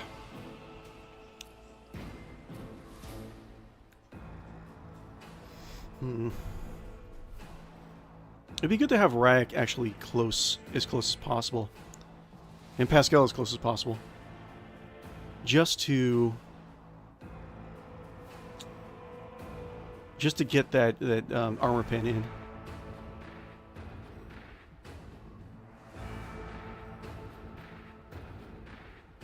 Anyways, long load times. In sharp contrast, based on the exploration patterns of the Chronos Expanse, there may be more. Okay, we already saw that one. This presents a challenge to Imperial forces attempting to constrain the Racco. Without a known target, it is far more difficult to provide constant protection against the alien incursions. Their volatile and unpredictable natures only exacerbate the problem. Excuse me. And ultimately, there are far too many worlds containing the remains. Excuse me. Of shattered cultures within the Chronos Expanse to hope to protect them all. The most prominent rogue traders in the Expanse, Winterscale, Corda, and Saul, have promised great rewards to the persons who discover the source of these foul aliens, so they might descend upon their worlds and cleanse it with the wrath of their considerable fleets. However, thus far, no one has managed to accomplish this. Okay, interesting that Winterscale and Corda comes up since they're actually in the cRPG. Racco Razor Gun, Rad Beam Cannon. Some of their weapons. Cool. Weapons and gear. Effective but poorly optimized. Ammunition is expended far too quickly for effective use in extended firefights. Unmodified humans are incapable of carrying sufficient ammunition for maximum utility. Magos Trucks, weaponsmith of 𝕿𝖵𝖊𝖊𝖚. Okay. Alright, how am I gonna do this?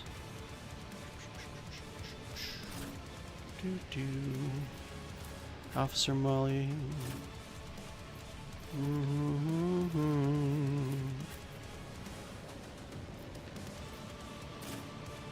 Spread these guys out.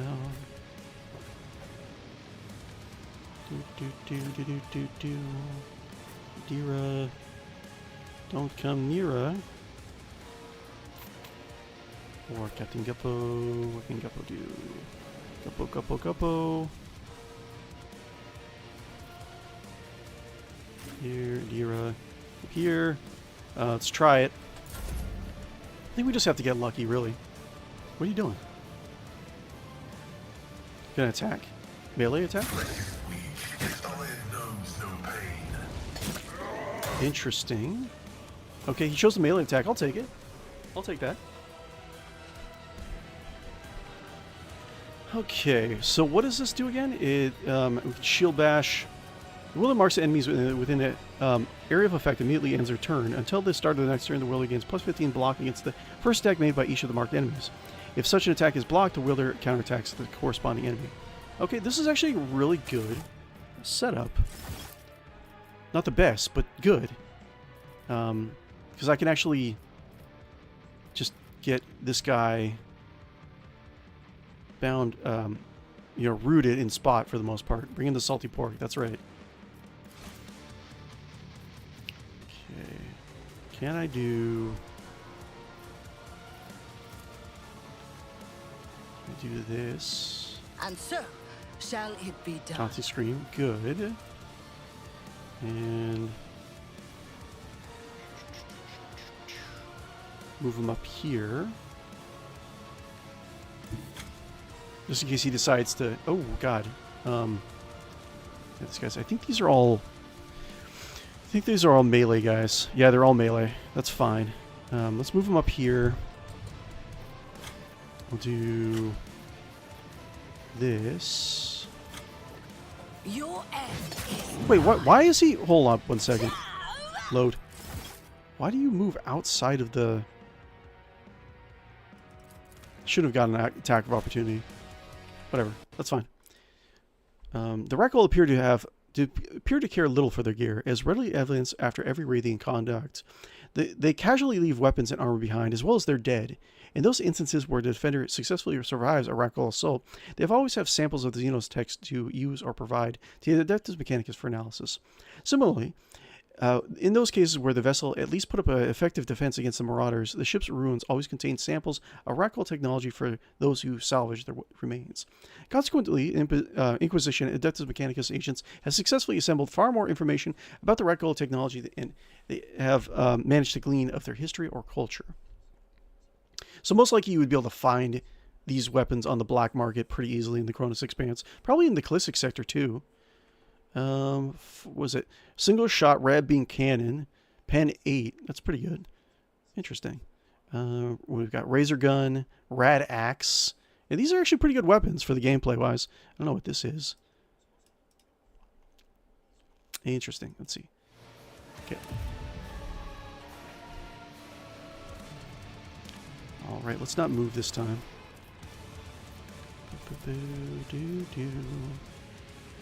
Yes. I will not be deterred.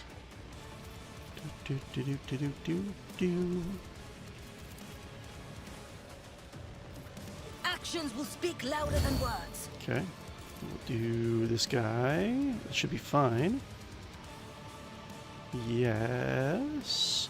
Let's do... hold on. I can use a free grenade attack, can I? What? Come on! I'm so bad at this game. No, I'm so great at this game. What am I talking about? In the years since the Wrackle emergence, various xenographers and Adeptus Mechanicus explorators have undertaken exhaustive studies of Wrackle technology at their own initiative, or at the behest of rogue traders who want to see the Wrackle destroyed. The results of these studies reveal a race possessing an inferior technology base to humanity, though the beasts seem to be able to compensate for this somewhat. With their hyper-aggressive demeanor, Wrackle energy production seems firmly rooted in primitive atomics, meaning that the ship's motive power comes from dangerous and effective fission pulse engines, rather than the mighty plasma drives of mankind. Though they can reach impressive speed, their turning and acceleration are greatly limited. Okay, so they just generally a lot of their weapons are for the like atomic age, which is interesting. I don't know what that really says about my theory. Go. Let's do this again. Yes. The Emperor commands. Okay. And let's do boop. And what's this now? Shield bash. Do that. Rejoice in service. Cool. Should I do... Where is she? We got a sniper somewhere here. Can I get him? Actually, you know what? Now that I have him kind of walled down, I might want to pick off some of these ads.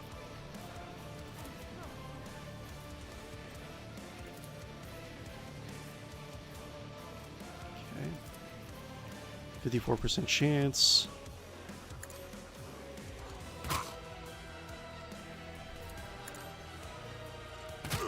Cool. Awesome. Let's get to it.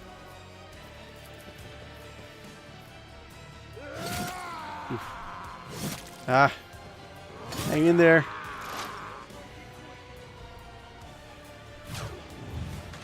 Your sacrifice won't be in vain. Oh no, they killed Pascal. Just like one hit, man. I gotta try as much as I can to keep these guys alive.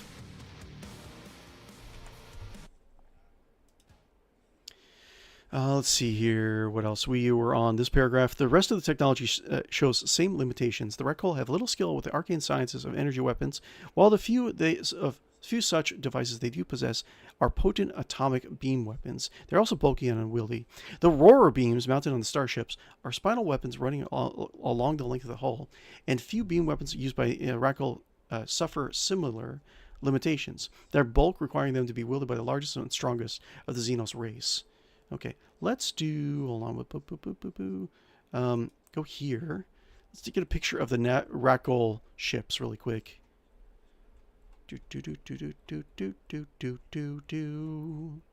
Come on. The Rek'Hul 97. So, the Rek'Hul. Yeah, see. Rek'Hul Butcher. So these are capital ships, or transport rather. 2 meters long, 0.6 kilometers of beam at the widest point approximately. Mass 9.4 megatons. Okay. Crew unknown number of xenoforms. Okay. Morale, hull integrity. It's okay hull integrity compared to your average ship. Shields. Do they actually have shields? Void shields 1. Okay, they have void shields. Very rarely found alone. The Butcher is used on rare occasions when the Rek'Hul attack planetary targets. While capable of assisting in combat, the starships are relatively poorly armed and lightly armored. The slow speed and lack of maneuverability exacerbates the issue. In combat, they prefer to stand off in the main fight and inundate their position with swarms of small craft and boarding torpedoes. Once the opposition is eliminated, they enter in low orbit over the target world and mercilessly pound targets with warhead swarms while launching waves of assault craft. Interesting.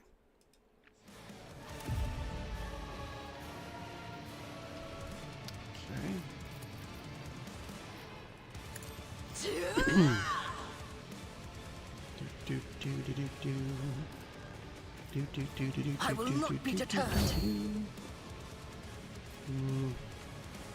And this seems before. I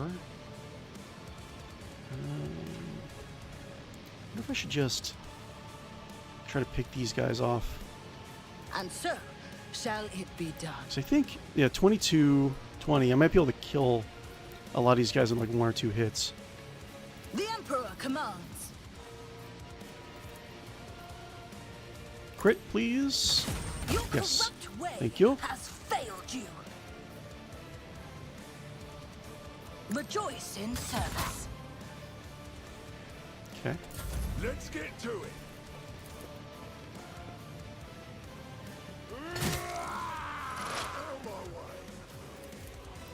Let's go. Ah, damn it. I don't know what I'm going to do. Maybe I'll just keep that save open and we'll return to it later. We'll try it one more time.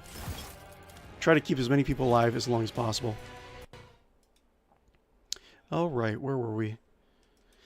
Let's see here. Simple projectile weapons make up the majority of the Rek'Hul armory. Some of these weapons are very similar to human heavy stubbers or autoguns, though this is more likely a quirk of similarly evolving technologies. Another common variant of projectile weapons fire barbed razor shells that shatter into sharp fragments on impact, ripping through a target body and causing massive and unusually fatal tissue damage. Cybernetic enhancements are a clear hallmark of the characteristic of the species, though again, these are almost always bulkier and cruder than human equivalents, which are already pretty bulky. Virtually every combat-capable specimen has at least one mechanical modification, and many of the bodies recovered possess more than a dozen different implants. Ragdoll cybernetics tend to be more simple, but robust, able to withstand a great deal of punishment before failing, and sometimes operating long after their owners die. It remains unclear if these devices are still manufactured by the Ragdoll, recovered from their fallen brothers, or simply ancient devices that remain from a time when the race might have possessed a greater level of sophistication and technical aptitude. Ragnar. Ragnar. They were made by the Ragnar.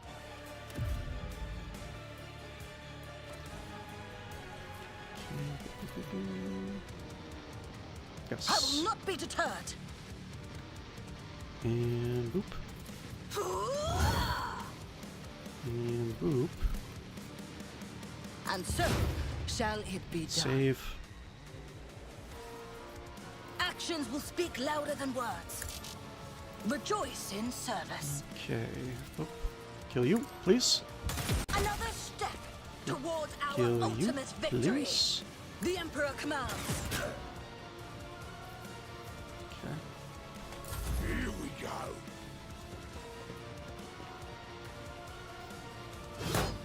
Nice. Good job. Such is their will. There's nothing much I can do. One more time, and then we'll just continue on. Like, I can't keep everyone alive all the time. All right, let's see here. So clearly, there are individual members of the species that possess sufficient technical acumen to implant these devices within the bodies of their brethren. Most of the devices' purposes are fairly obvious: cybernetic limbs, bionic replacement organs, and implanted weapons. However, some serve no discernible purpose, even when subjected to a detailed analysis. At least one magos employed by the Espais Corda. I think that's the Corda that's in this game, in the cRPG. I think Aspices are like mother or maybe even grandmother. Attempted to learn their function by implanting devices in a number of road traders' indentured workers.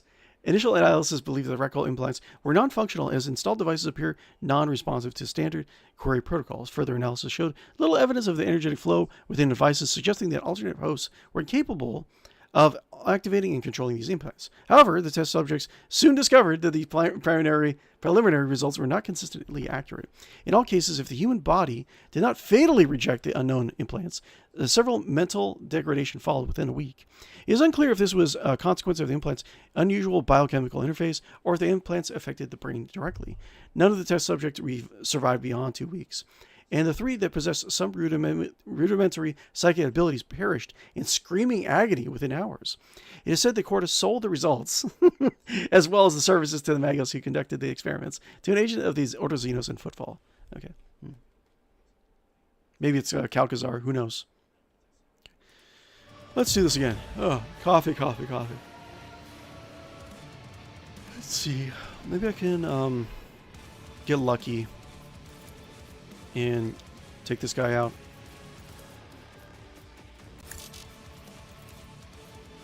$54, probably not. I'd have to do, it's a 54% chance to hit.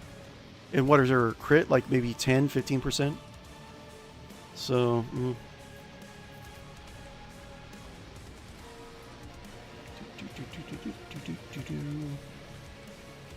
how much I can do. Your corrupt way has failed you.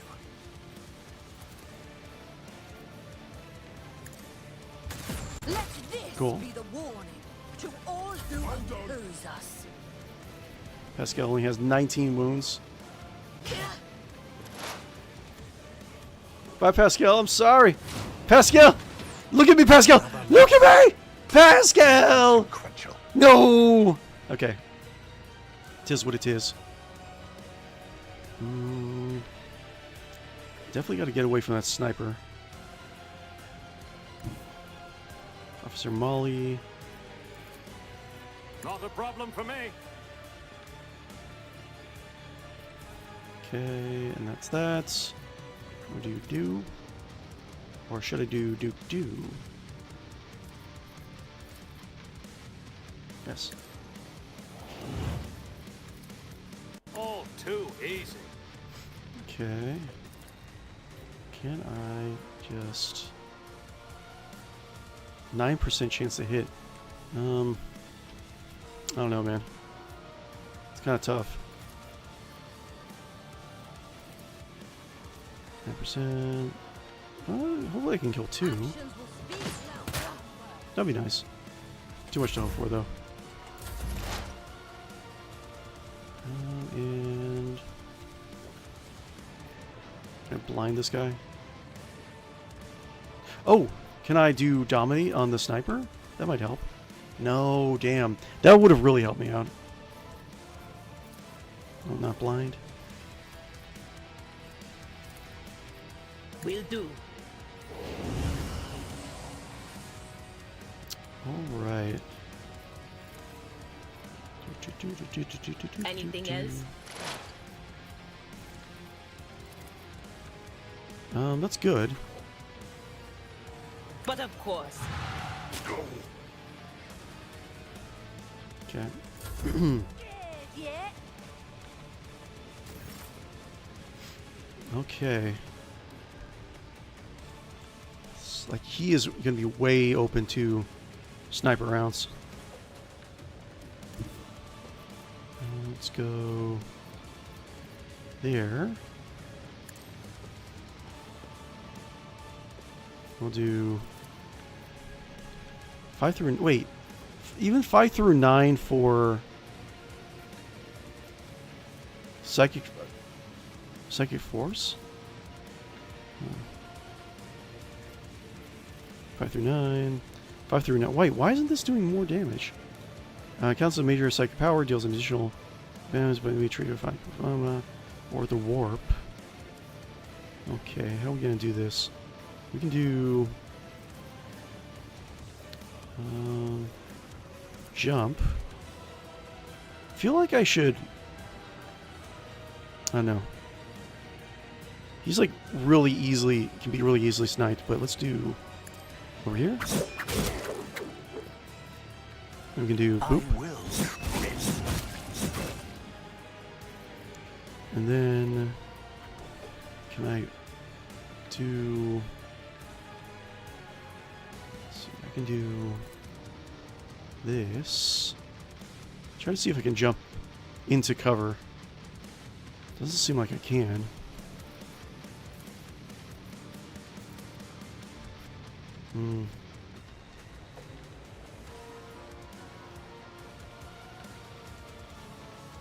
Purpose. Guide or delight, my masters, with your demise. 2 more. Psychic Force.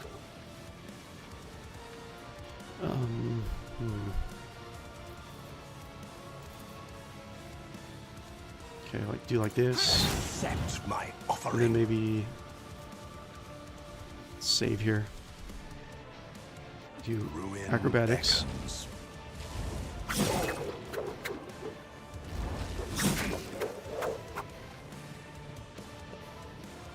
He's still gonna be out in the open, but maybe he won't get hit. And we'll see. Ow. Better crippled in Uh-oh. body.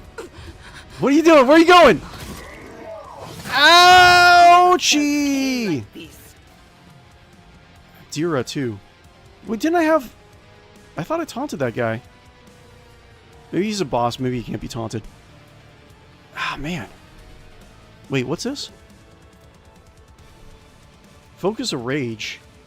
Chaos Beast Marine will attack the target marked as hated by Aurora. Oh, interesting. Okay. Great.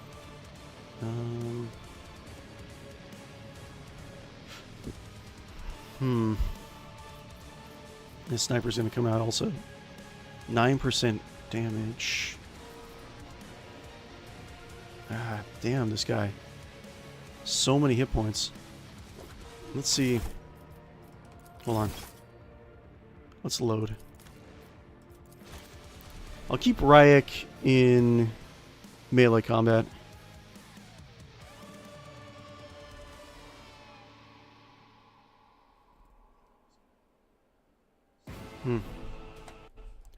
This is pretty tough.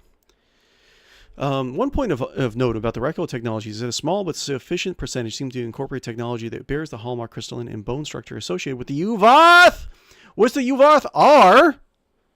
I mean, it's probably... I feel like the 40k community associates 𝕿𝖃 more as a servitor race of the Ragna. So they're related to 𝕿𝖃, which are Ragna. So this suggests that Reco may have an association with the dead species. Some who have the misfortune of encountering one of the Reco abominations, the Xenos leadership caste, note that they are much more likely to possess 𝕿𝖃 technology, indicating that there may be some sort of status symbol among them. Reco have been encountered possessing 𝕿𝖃 symbols, as well as symbols that learned scholars of the Arcane and the Forbidden Claim are debased and simplified symbols of the ruinous powers of the warp. Clearly, the Reco have some sort of ties to the Immaterium, possibly through the covetous desire of 𝕿𝖃 technology. Range weapons. Many of the Reco seem to sustain range weapons, exhibiting a clear preference for melee combat. In several instances, survivor reports indicated that Reco wielding range weapons tend to use them as a melee weapon once their ammunition is depleted, rather than reloading. Reco Razor Gun. The most common range weapon among these Xenos. These weapons use chemical... And these, keep in mind, these can also be as weapons for DLC, for Rogue Trader, right?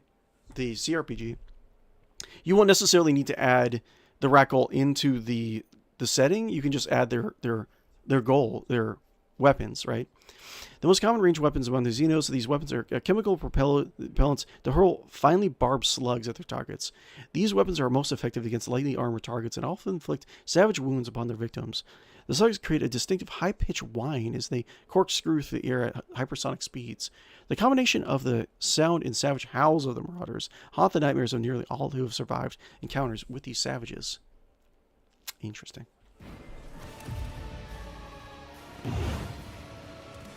Okay. I also had to keep him in here. Movements. Yes.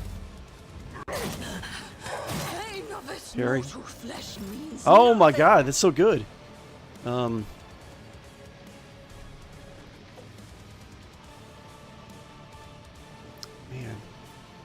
It's like I need to take out that sniper. Maybe I should be focusing more on the sniper. Let's see. 9% chance to hit. Where are you? You cover. Can I do here? Over here, and then peek out and hit both of these guys? The Emperor commands.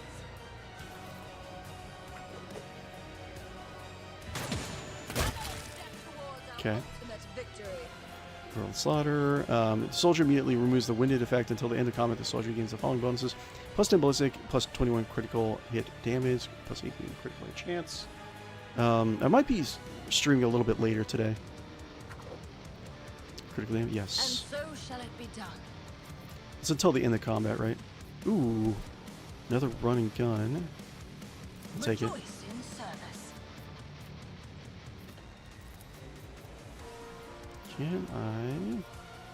Cannot hit. Just kill these ads.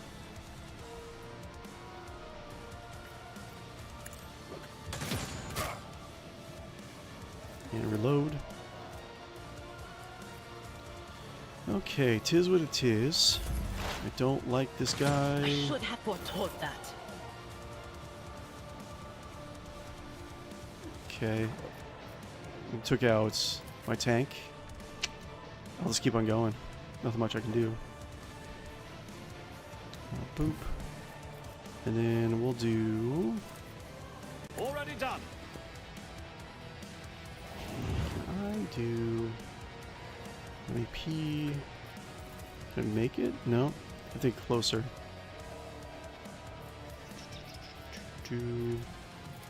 Suits my It's like 𝕽𝖆𝖊𝖊𝖊 purposes. is going to be the only one who can really do serious damage to this guy. I'm pretty sure he's still blinded, right? I think he probably made a save. Yeah, he did. Well, no, blinded. He's still blinded. Anything is.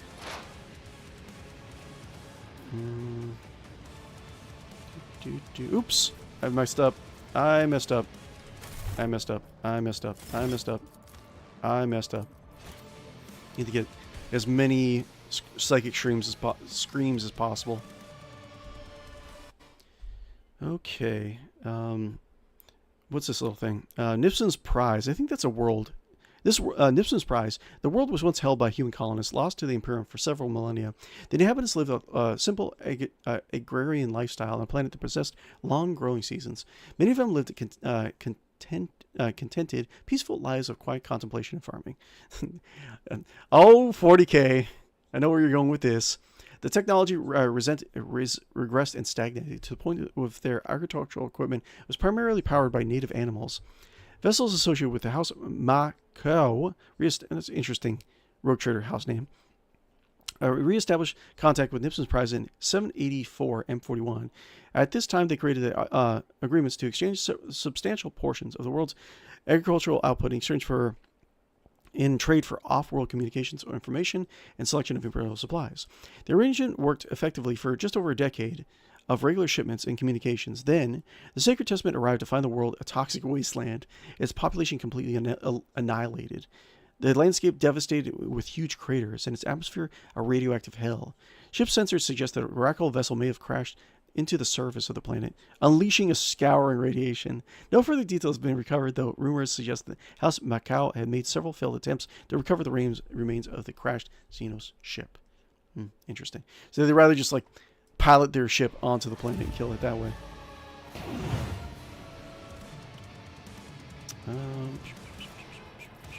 Yes. Yes. One step closer. Cool. Ow. Ba ba ba ba ba ba ba boo. Do do do do do do. Crush the heathens.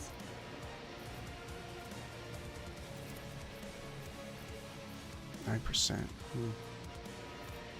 I think I messed up. I messed up again. Sorry, I'm loaded. This is the most I've saved scum in a while. Howler rifle, we already saw that. No, did we? Rifle-wielding Howler rifles are easily identified by the large packs of ammunition that they must wear strapped onto their torso to supply these chain-fed weapons. The rounds are made of a dense ceramic-like material fired by highly volatile propellant. These tri-barrel weapons spit out thousands of these rounds per minute with great gouts of flame, yielding characteristic wailing noise as if it showers unlucky targets with lead. The rad beam cannon. The massive rad beam cannon is rarely seen amongst the Rad Gold units. The cannon discharges a blast of highly intensely atomic radiation that voraciously breaks down armor and materials and kills living tissue. The radiation is focused through an unstable ionization field, meaning that wielders can often suffer through doses of radiation whenever it fires.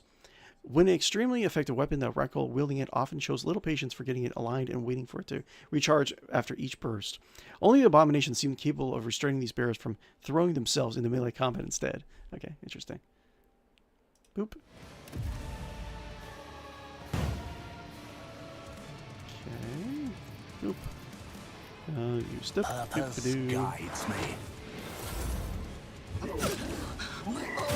Is Ow. contempt.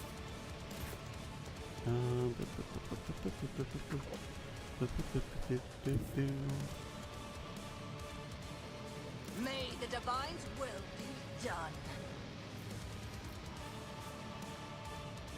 Okay. Yes, kill.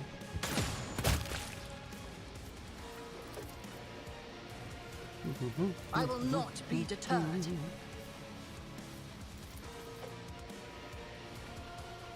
not do anything against this guy. Just not. And so shall it be done. I feel like I should just say F it. Hold on. Let's see. What else do we have? We got flamethrower. I don't think I have any. You know what I could have given her? I could have given her the plasma gun. That actually might have made a difference. But let's see here.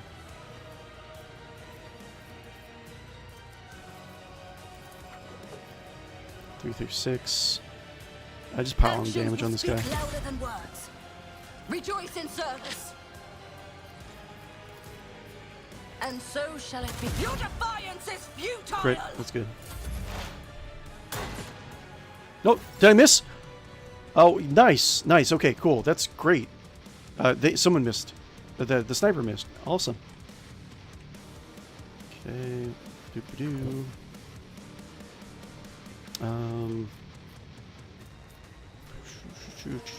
What's the command? Not a problem for me. All too easy. All right. Do this. Was that you? Or Okay, and Miniman Rebel, that won't be that bad. At least I won't have to deal with a lot of ads, but that sniper is becoming a real problem. I'm not really sure how I'm gonna work that out. He's blinded.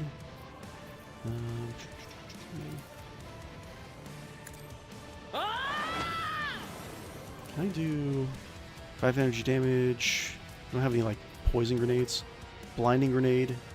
He's already blinded. I can't do blind on this guy, right? That would be really nice. Fortunately, that's not gonna happen. will do. Hey Ace, what's going on? Hey Beam. I had a little dynasty. The tiniest dynasty is doing fine.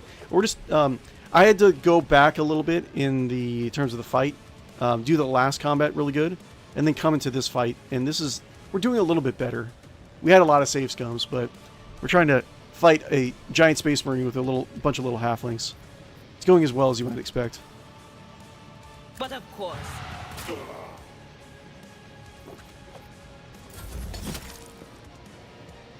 Okay, he's bleeding.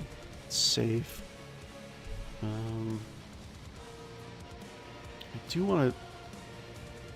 don't want him to pull out his gun. But let's see here. What can I do? 8 movement. I can do extra movement.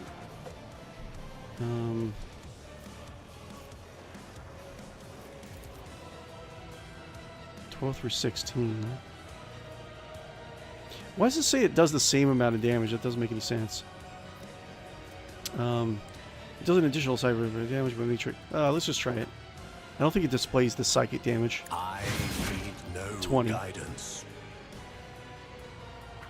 It's good. He's gonna get himself shot.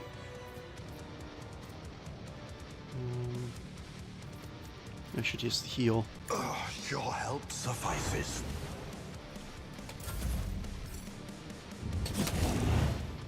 Oh no!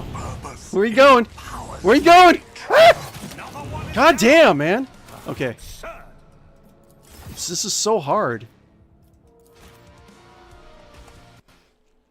Oh, we're also talking about the 𝕽𝖆𝖊𝖊 in terms of our lore discussion today.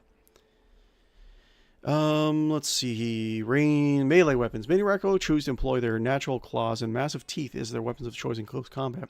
Others use vicious close combat implanted mono blades and armored razor edge gauntlets designed to rend and tear flesh with maximum carnage. The Rakko Rad Axe. The massive blade on its pole arm is characterized by an ionization field that focuses a massive radioactive discharge. When those weapons are used, the battlefields often suffer from substantial levels of radioactive contamination. Rakko Intimidator. Only a few of these handheld devices have been recovered, but no eyewitness reports indicate that their use in combat. Adeptus Mechanicus agents believe that Intimidators are primarily used as torture devices, but the records indicate that most Rakko abominations carry them. They may be an indicator of status or a means to maintain discipline among their crew. Ready, red dips and prides. Okay, so this is Abomination. I think this is the highest level of their cast, right? Only rarely observed, the Abominations are believed to be the highest known rank of the Ratling active within the Chronos Expanse. Examples of these creatures are most often seen during the latter stages of the Ratling attack, all instances where survivors described specimens occurred on planetary surfaces. While analysts believe that these creatures play a role in shipboard combat, they hypothesize that by the time they join the battle, the outcome is virtually certain and survivors are tremendously unlikely. Analysis have concluded that Abominations typically command Ratling vessels and, in rare instances, while multiple Ratling ships cooperate, small fleets. Reports indicate that their approach is close to combat mirrors. Their approach to combat closely mirrors that of the shipboard tactics. The Xenos embrace all-out assaults and prefer to maneuver so they might engage in melee combat at the earliest opportunity. While these massive specimens are always willing to engage in combat conflict, they are never alone. Abominations are always accompanied by other exceptionally large Ratling specimens. Ages of the Order Xenos suggest that these guardians are broodmasters and have been tasked with a specific responsibility to protect their overlord. Abominations are slightly larger than typical Ratling. This may be due to physiological changes associated with their cultural status, but it's more likely this is a direct consequence of extensive implants present within the specimen. Many, though not all, reports of the Abomination sightings indicate that the specimens exhibit decorations upon their cybernetic exoskeletons. The patterns described were complex. Several witnesses suggest that they also played tricks upon the eye. Others sustain the symbols were identical to patterns found among the 𝕿𝖆𝖊𝖊 ruins. Again, 𝕿𝖆𝖊, and thus Ragna. These patterns could be specifically iconography associated with these individuals, or it could be they are present to indicate specific links to ruinous powers. Okay, interesting. Okay, how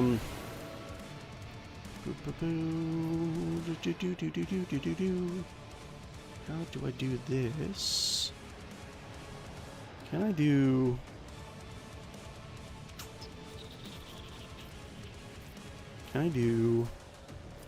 Don't... Adira's like the only one who can really do damage to him. Not really sure what I'm going to do, though.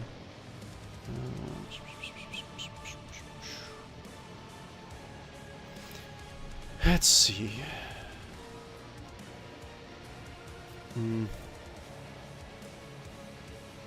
I can do speed. I don't know why I want to do that, but 24 wounds. Like, he can probably get like one shot by this guy.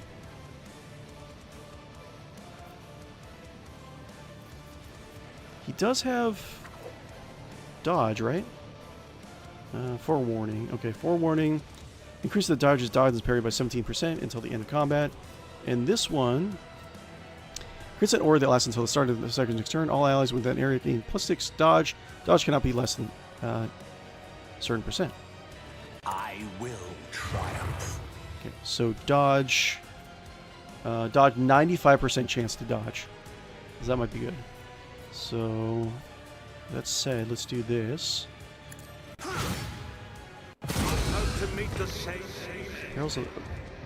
Perils of the War. Oh my god! Wait, he's a blue horde? Fortune has found me. Okay, Perils of the Warp. Okay, that was very unlucky. But I think I should do it again. He turned into a demon. Okay, great. Amazing. Fascinating. Personally, inside this game and in the pen and paper role-playing game, I know like a lot of the effects of Warp Perils are really bad, but especially in the pen and paper RPG, like if you're a player character, it is very rare to have one of those sneak by you with fate points and a bunch of rerolls.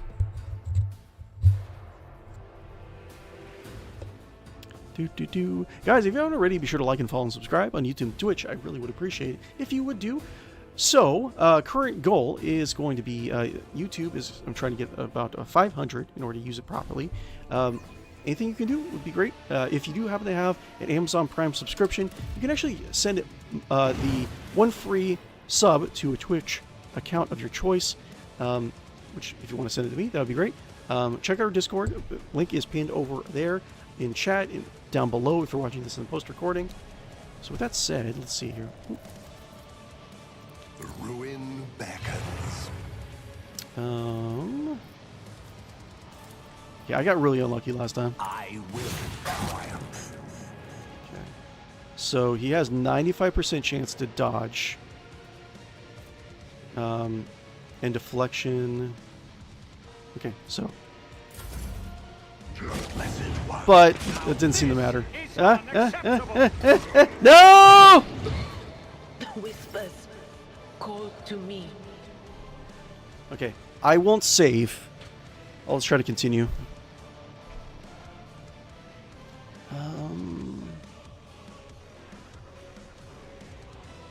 Can I do this and then charge? And then taunt? I can probably do that, right? David Woomer. Ace, hold on one second. One of what sneak by me? Oh, what you're referring to, Ace.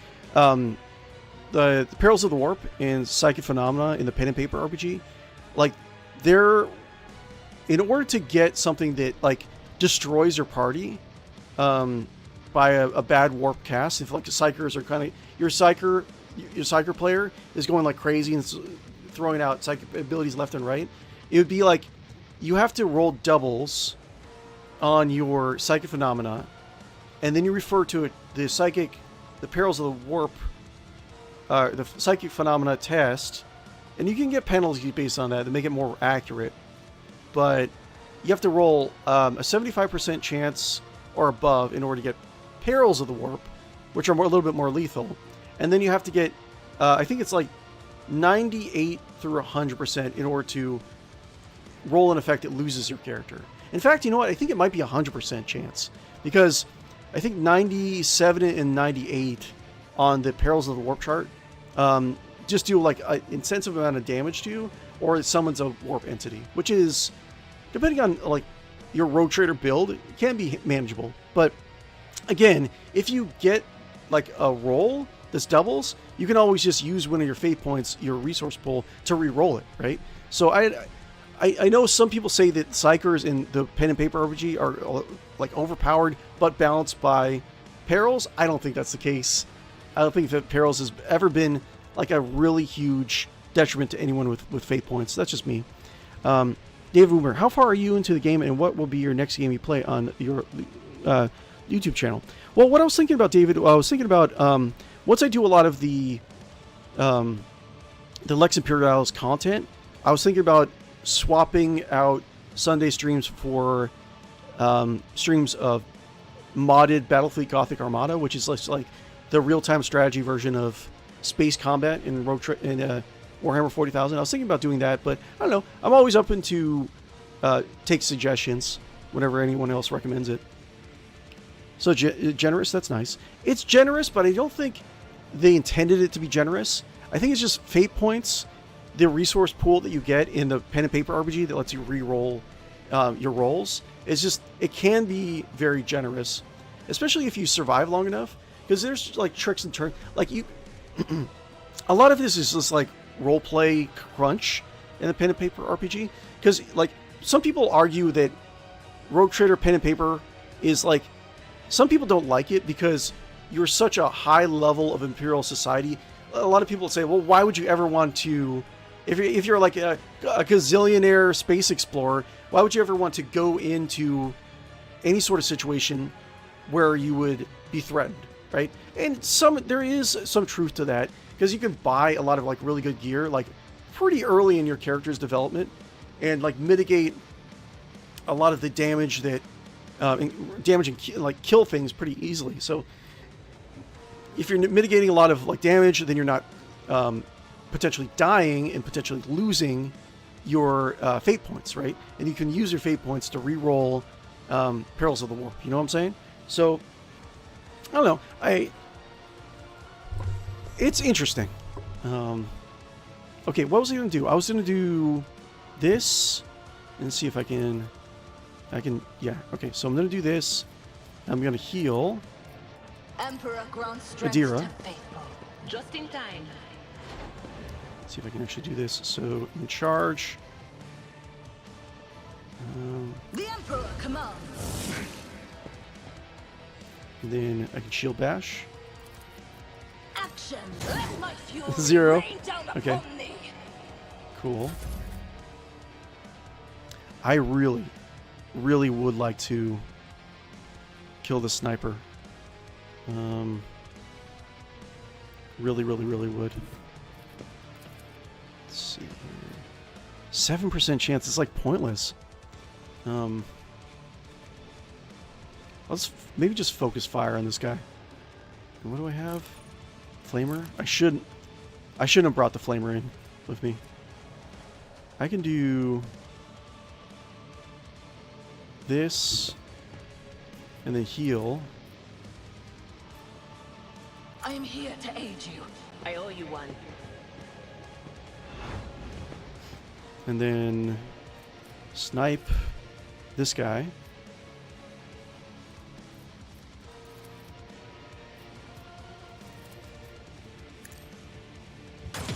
Yeah, okay, cool. So our ads are pretty much done.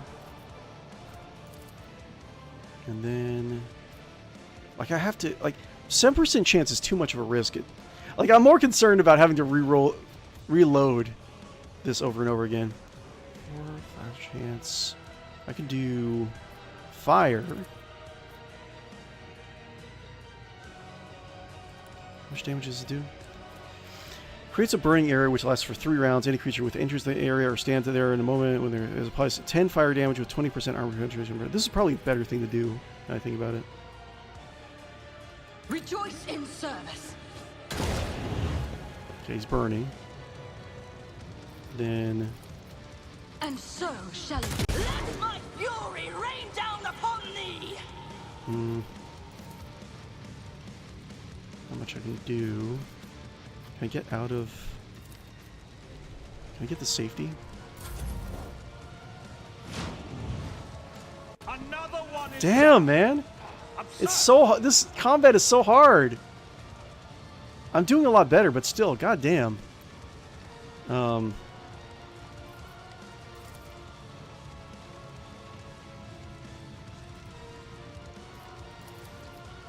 3 through 8.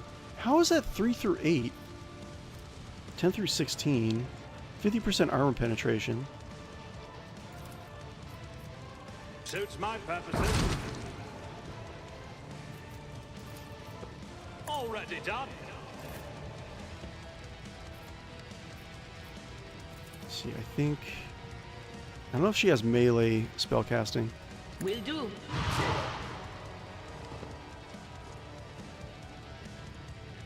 If I get him down to half, I think he's gonna run back a little bit. But I don't know if we're gonna be able to do that. Is he still blinded? Still blinded. Still blinded and he's still killing me. On it.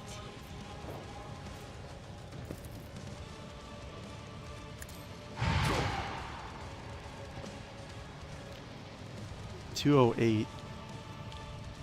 Let's keep on going. Oh yeah, there we go. Cool. What a punk.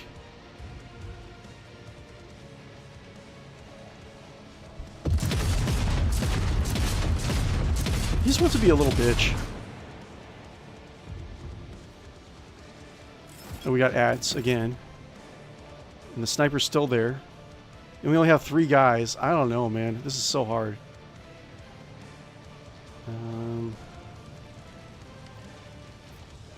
God damn, look at this! Look at this!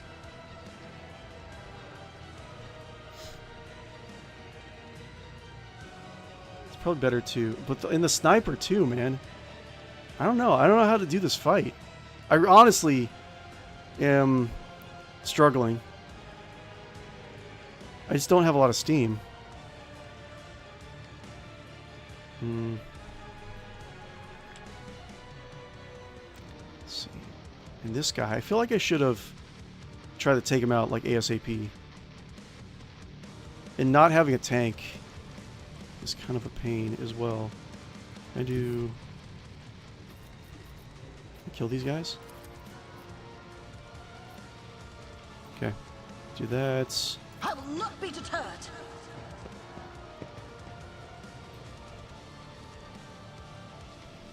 Alright. Boop. And so shall it be done. Okay, boop. Your corrupt way has failed you. Okay, and can I shoot anyone else? 10% chance. I could have hit this guy too.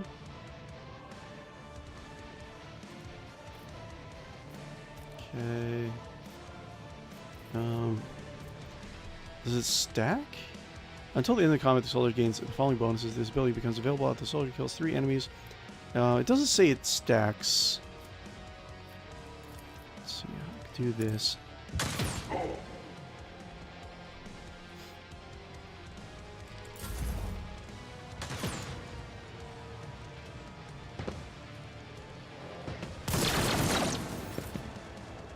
Okay. Like his movement is really bad too. Well, he has crippled leg, doesn't he?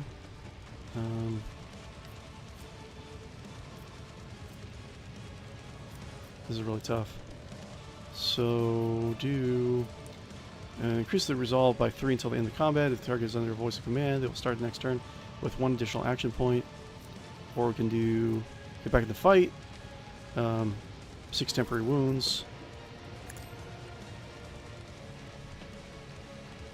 Okay. Can I... Okay, I can still attack him from there. That's good.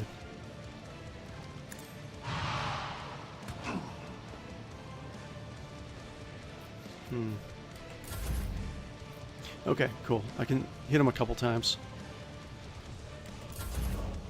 Should probably save. I know it, like... I'm gonna save.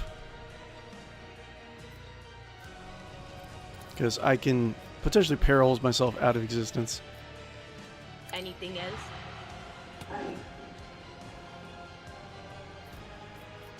And I really would like to blind this guy, but I can't get to him.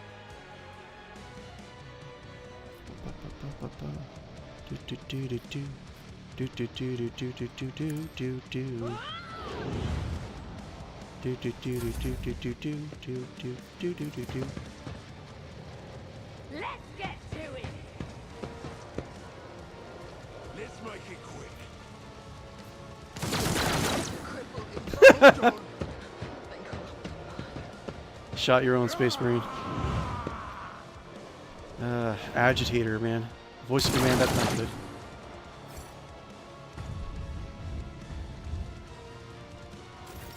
What are you doing?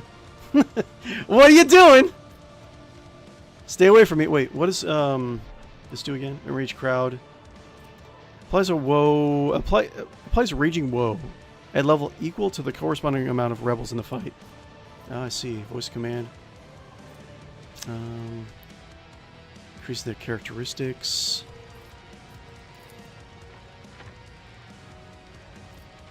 Wait, do I have more stacks?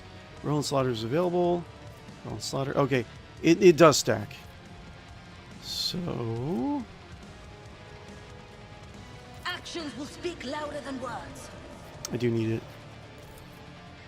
Let's see here. Got this guy. 87% chance. The Emperor commands. Yes. And so shall it be done. Damn you.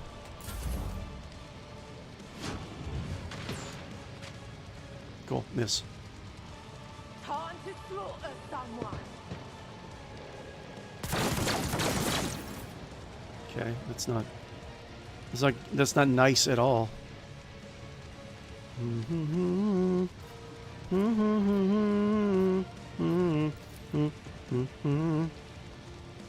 30. Can I do... So I hit a Dira. Nope.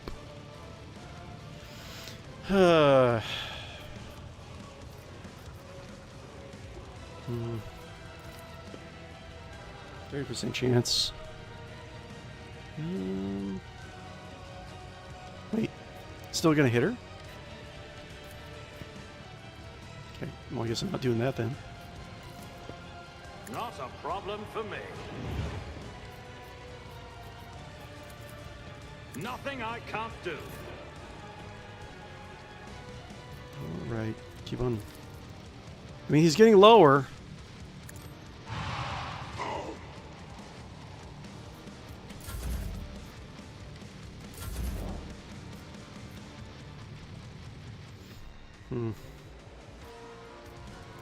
Okay, what we got here? Zippy zap these guys out. I really need to focus down on this guy. 120 wounds left. But I really need to kill them. So this guy, where's a rebel? They're gonna attack her next. Can blind them both. I can target fails enough to so falls prone for 1 round. I can do this and knock them both down, and then they wouldn't be able to attack her. Will do.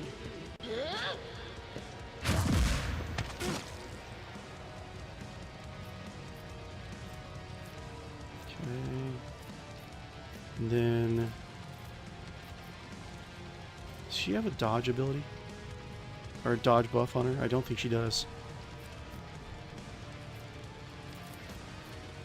Was that you? Or Okay. I'm here, maggot. Yeah, I knew it. Very nice. Another voice to join my choir. Fuck.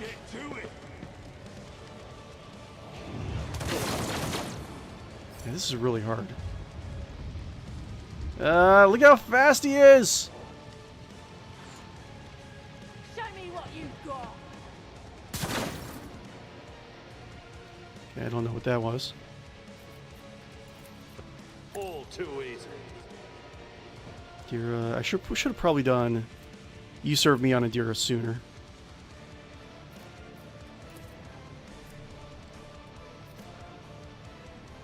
Can I do 3 through 8? So bad.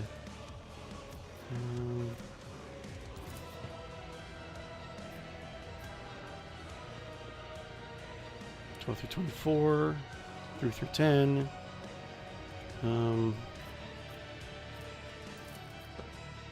Nothing I can't do. Wait, can she actually zap herself? Is that a thing? Let's save. Let's find out. Will do. Oh, she can zap herself! Uh-oh. Eh! Eh! Eh! Let's get to it. One guy left. I didn't know, like, lighting can chain back and see like that. Here we go. Yeah, let's just load. Don't want to waste time. What time is it? Let's see. Yes.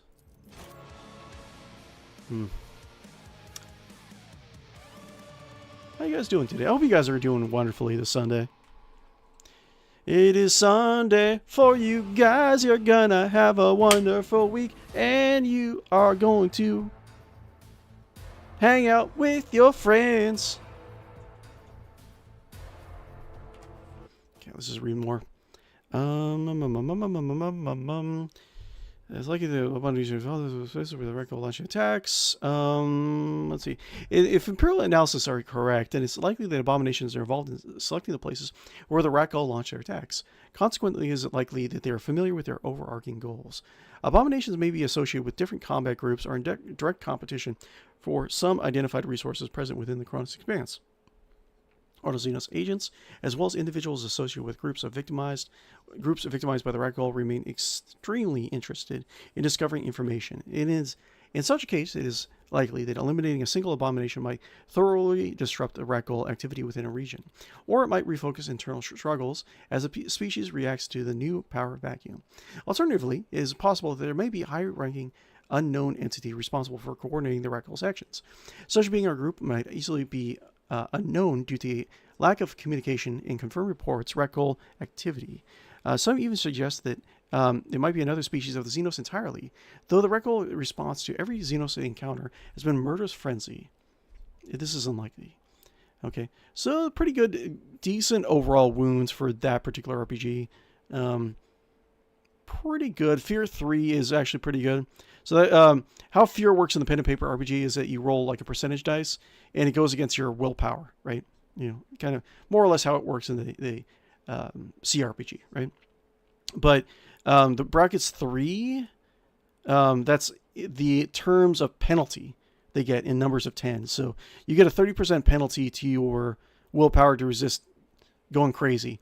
And Fear, when you roll a Fear check in the pen and paper RPG, there's a chance that you can roll really badly and you can be like terrified and get like insanity points. The insanity system is not in the cRPG, but it's definitely present in the pen and paper RPG, and it's really fun.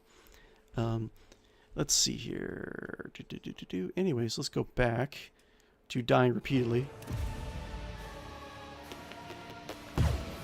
Going to die repeatedly. Everyone else is dead. What am I going to do?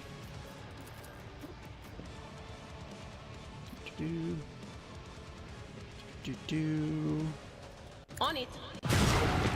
Enjoy your suffering. Still now this Ouch. is unacceptable. Well, I mean, there's not much I can do. Hold on. There's Psychic Shriek and knocked him back. He's almost dead. Like, I can do this. I know I can. But I don't know. If you have any suggestions in the comments, like what's the best way to tackle this combat with my build in this difficulty, you know, let me know.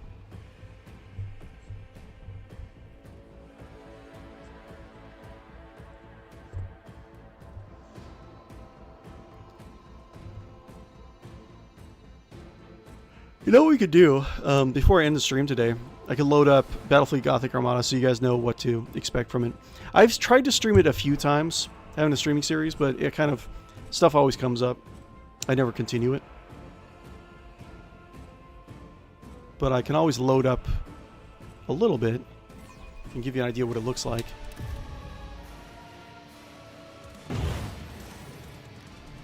Hi.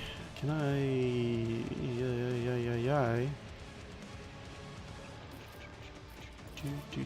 I can kill him.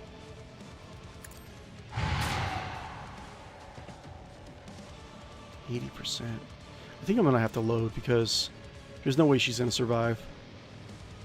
And then it's just Captain Guppo.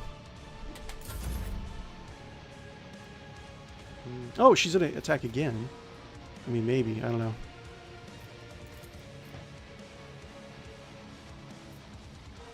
Sense. Captain Guppo, you are really... Suits my purposes. Oh, Captain. Oh, Captain Guppo. Can I do this? There's not much I can do. 80%. I was almost dead, man. If somehow she could survive, that would be great.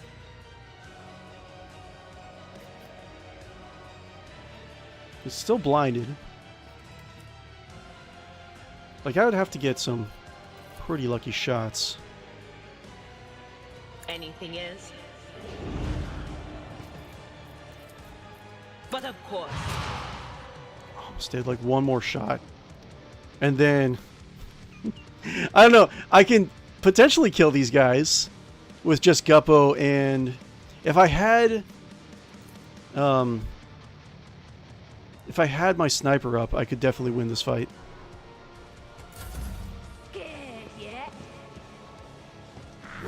Ow. Do I need to do everything myself? Oh, she's dead. Okay. Yeah, I have to load an earlier game. Let's see, how far back can I go?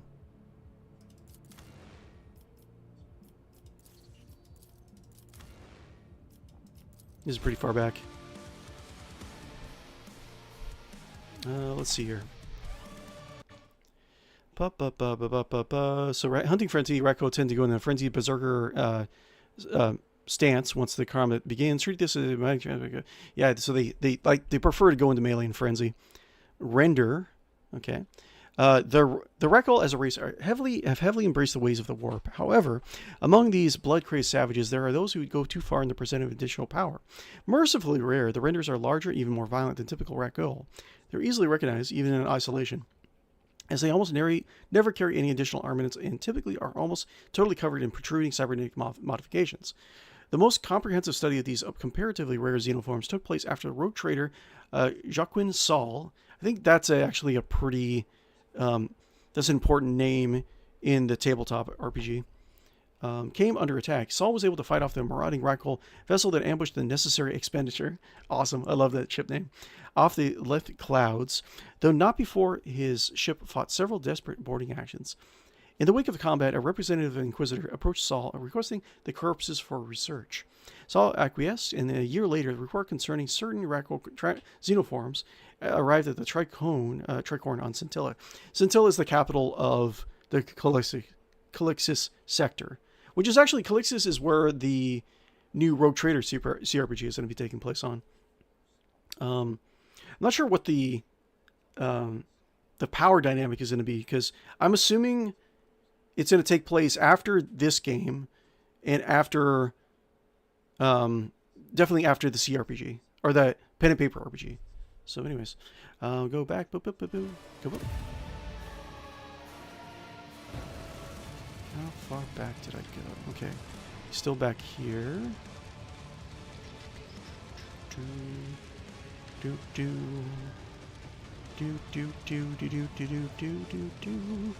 I do... just take a chance? Okay. Take a chance that... let's see here. You're blind? No, can't do it. Try to run back.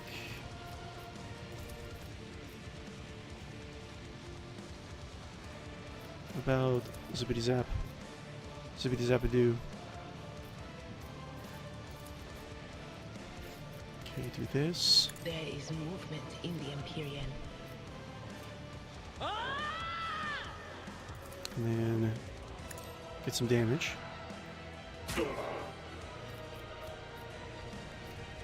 Okay, and hopefully she won't just be picked out. Let's get to it. Time to slaughter someone. Let's make it quick.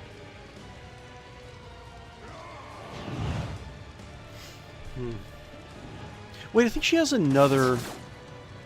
she has another ability also. She has a different staff with another, like, debuff. Where you come? I think he's just doing melee right now.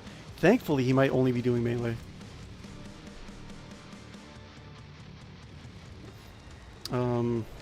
Reload, yes.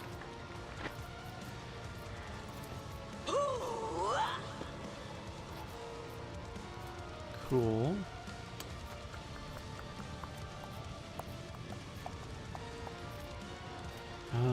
Next attack,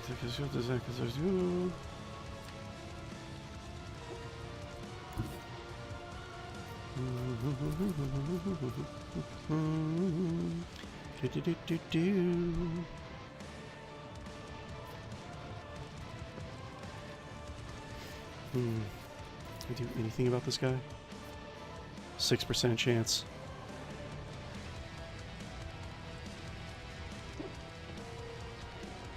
Can do a gunner. Can do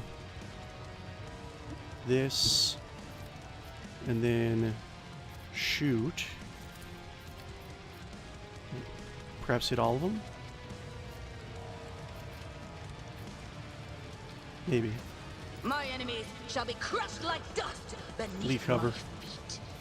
Risky, but 'tis what it is. Rejoice in service. Your defiance is Okay. futile. And then I can do this again.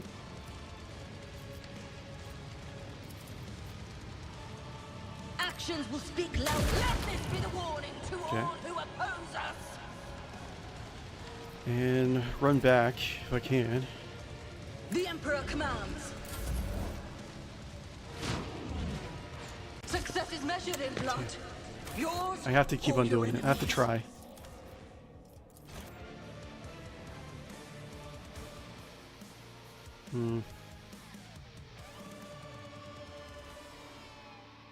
Or I could just... I mean, so long as, like, Molly doesn't die, I think I'll be fine. So I can just keep her in cover. Anyways, render... Ratling Adventure Seed. So, as a bloodthirsty rampaging terrorist of the Chronos Expanse, the Ratling can be easily added as additional encounter in virtually every scenario. They can strike from it hiding at any time and seldom need motives to rationalize their actions. In such situations, their militant nature serves as the only focus of the encounter. However, this use neglects some of the possibilities presented by these savages. A few alternative approaches follow. Tech hunt. In some cases, but not all, Ratling scavenge a ship's contents after they complete their assault. The goods captured can vary from prisoners to technological devices essential for a vessel to survive within the void. Ratling might alternatively seize basic sundries from a vessel while ignoring valuable archaeotech, or they just might do the reverse. The methods by which they determine value remains unclear. After an attack, the words begin to circulate throughout the region that a Ratling ship has acquired a valuable piece of human archaeotech that predates the Age of Strife. A rival rogue trader house owned the device previously and now offers a generous bounty for its recovery. While the explorers might prefer to recover it for their own purposes, they must also compete with other groups that seek to return it for their own generous reward. Of course, the threat presented by the human competitors pales next to the dangers involved in finding and assaulting the Ratling craft. Even if the explorers can successfully identify the craft that took the artifact, they must still defeat it and recover the device. This may mean assaulting the Xenos vessel with hit-and-run tactics, or even battling their way through while their own vessel attempts to stay within support range. Of course, Ratling have deciphered how they might use this ancient device. The matter could be further muddied. Explorers try to avoid having it used against them. Okay, that's good, but let's see. I'm looking for... let's see, Edge of the Expanse. Could do that. Looking for the... Because this has, I think, Psychic Ratling in it as well. Applying the Warp. Psychic Adversaries. The Ratling Techno Shaman. 133. Okay, cool. Look at these guys. Okay, anyways.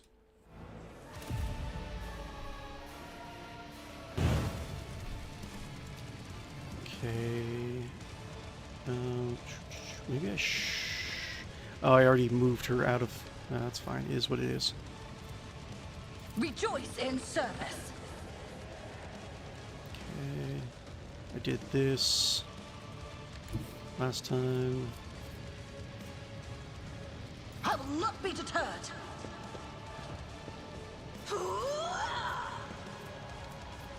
And attack. Might have to load it again.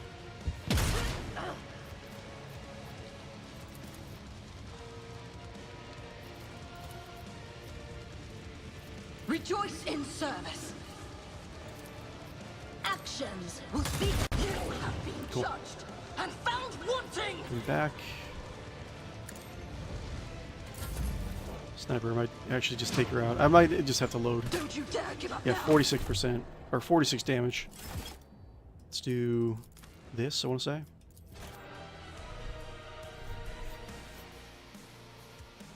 I think I loaded the wrong one. Any hoodles. Okay. This is stabbing this guy in the face. Okay. You thought they couldn't exist. You thought the stories your squad mates told you were meant to entertain you between engagements on long campaigns. You were wrong. They're here now, and that means we're already dead. Dead! Sergeant Voran, speaking to his squad moments before leaping out of a void lock unshielded. Okay, kind of trying to swim to safety, huh? Interesting tactic. Encounter with a Ratling is an encounter for... encounter with nightmares brought into waking life. A trio of hunters in a remote cave system, hundreds of beasts crawling a void ship, either spells horrific panic, feel doom for the unfortunates. who the Ratgle have marked for death. It is a rare event to stumble into a chance meeting with other members of the Ratgle race. They do not talk to other races or trade with them, they hunt them. They harvest them for their technology and their knowledge. Other races are used to sharpen their murderous skills of the Ratgle, to enhance their capabilities and to lead them even closer to the caches of 𝕽𝖆𝖊𝖊𝖚 artifacts. In short, a confrontation with the Ratgle means that their prey has something the creatures want, and terror, fear, and savage destruction can help the hunters get at it. Techno-shamans. Ratgle hunting parties, and by extension, their ship's complements, sometimes contain one or more psychers or techno-shamans. The normal prey of a Ratgle hunting party is weak in comparison to the beasts that stalk them. For these hunts, a pair of 3 to 10 Ratgle hunters is more than sufficient to ensure that no being escapes. Sometimes, for unknown reasons, a techno-shaman may lead the hunt. These creatures are terrifying destroyers, blurring the line between mind and machine, and unleashing brutal torrents of invisible annihilation from strange crystalline implants that seem to have grown into their bodies. Some superstitious voidsmen also claim that these abominations have the ability to corrupt machine spirits to their own destructive ends, though numerous reputable explorators in the expanse have dismissed these claims as both heretical and ridiculous. Of course. Yeah, this is the wrong one. So load. It was not this one, but it was like this one. I want to say. This.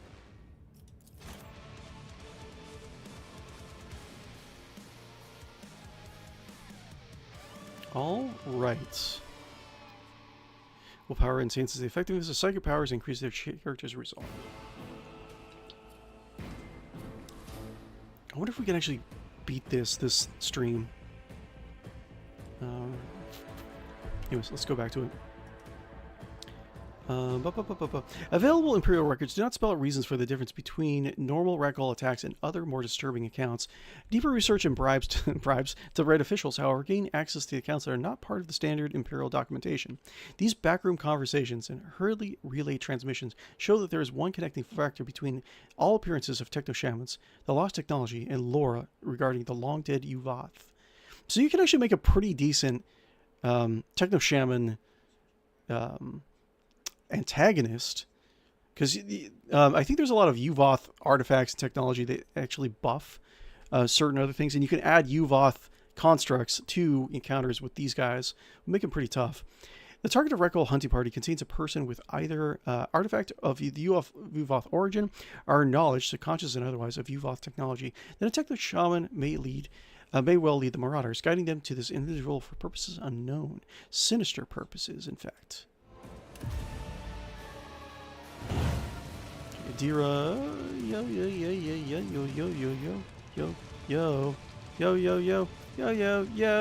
wait, did I?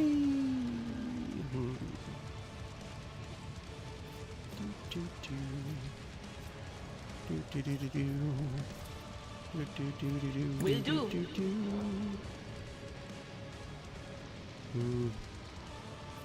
Let's see.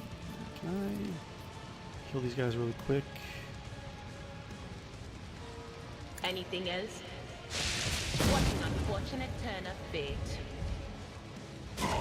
No charge! No! No! No! Okay, fine, whatever. God damn, it's like just like one thing, man. All because I moved her.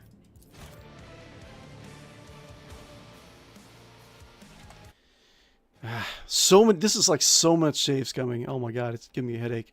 Let's see what we do. Die Hard, Hunting Frenzy, we already did that. There's most of the Ratgle go into a frenzy. Ratgle powers. The Ratgle are horrifying species. Mercifully few of their kind are gifted in the ways of the Psyker. In fact, several xenographers of the Chronos Expanse have denied that the Ratgle have any natural psychic potential at all. In spite of these claims, Ratgle raids are sometimes led by terrifying specimens capable of wielding logic-defying powers. These xenopsychers are termed techno-shamans, as their particular abilities enable them to fuse their bodies with technology, merge seemingly disparate machines into coherent and functional systems, and even stalk the warp so they can achieve their unknowable goals. They are rare amongst the Xenos and appear to have received some grudging degree of respect from their fellows. At the very least, other Ratgle give them a wider berth. Techno-shamans are also characterized by their unusual energy flows that arc around them. These foul energies travel between and through their unusual cybernetic implants. A few sources, excluding infamous explorator Abraxas, have claimed that these odd, often crystalline artifacts are the source of the 𝕽𝖗𝖆𝖉𝖊𝖗's powers and the key to their secrets. Inquisitors and apostate tech priests alike offer astronomical bounties for capturing one of these legendary monsters alive. Okay, we'll look through that in a second. So I'll have to definitely have to scoot. Can I do this and then do On it. try to kill these guys?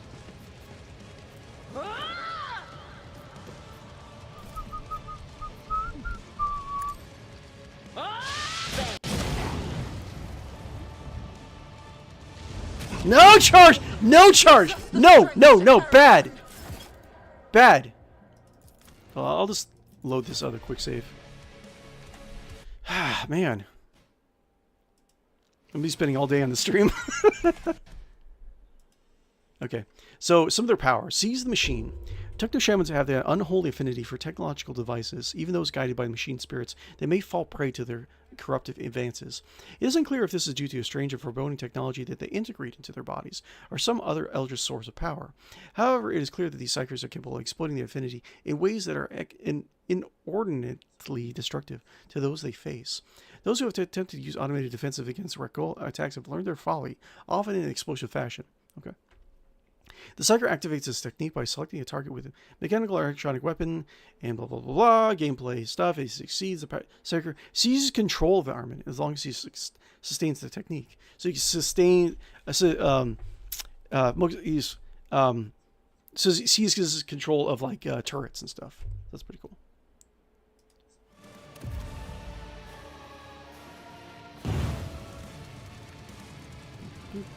The Emperor commands. Okay, I would rather keep 𝕿𝖗𝖆𝖊𝖗 alive. So I can do... I don't need to put her here. I can put her like right here, right? And then... Let's see here. Rejoice in service. What are you doing? Then I'll do that.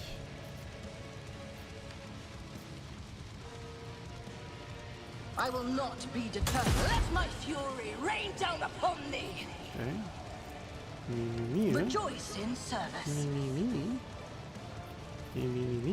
Actions will speak louder than words.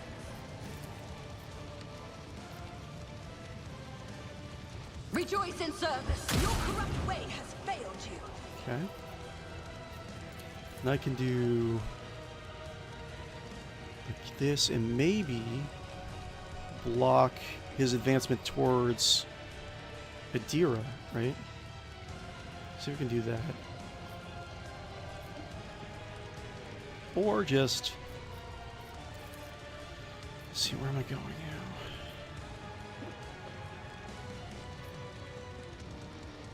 I will not be deterred.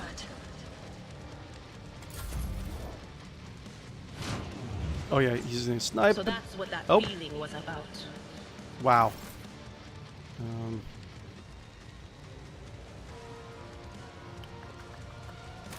Save. Save. 2 guys alive.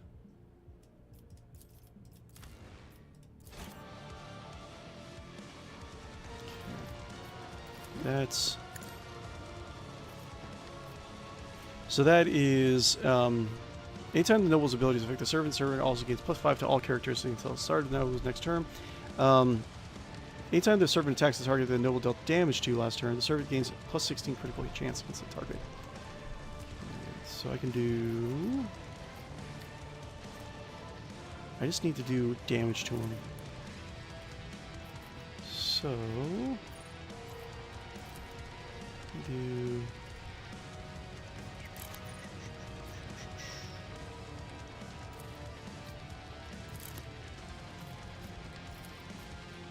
%23% chance to hit.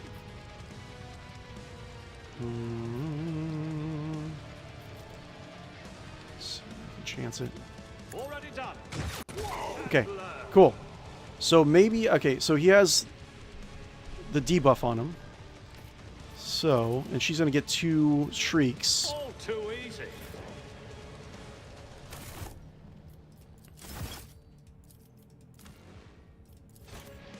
It's going to be a miracle. I actually pull through this. Okay. I can do that. Anything else? It's debuff. And... No! Wait! No, no, no. I messed up already. I'm so incorrigible. Like telekinetic sledge. The raccoon species that knows little of subtlety. The combat actions are generally every bit as direct as they are savage. At least some of their confirmed psychic abilities reflect this. Techno-shamans are reported to savagely beat their foes with raw bursts of telekinetic force. The blast invisible except for the waves of gore that they carry. Psyker activates his power by, you know, gameplay. Deals 1d10 with psychic power. Yeah. So if you hit really well, you gain additional damage. Okay, it's okay. Okay. Distort function. After a raccoon attack, vessels are seldom in adequate condition for repair. Rather, ships are often scrapped and various components used for salvage. Rumors circulate that the machine spirits and some of the salvage components have begun to share stories of the raccoon. Okay, loyal machine spirit. Only the explorators who have interacted with the damaged devices know the truth of the matter, but the stories state that raccoon psychers can combine seemingly mundane devices into deadly killing machines. The psyker activates his technique by selecting 2 or more mechanical or electronic devices. Blah, blah, blah, blah, blah. If he succeeds, the psyker seizes control over the devices and merges them into a single new creation. That's pretty fun. And remains functional as long as he sustains the technique. He may effectively direct his newly created techno-abomination to move and execute attacks. Its base movement is equal to the Psyker's psi rating.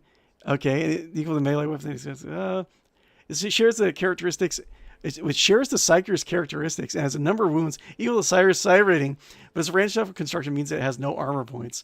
That is really cool. It remains functional as long as it doesn't say anything about the.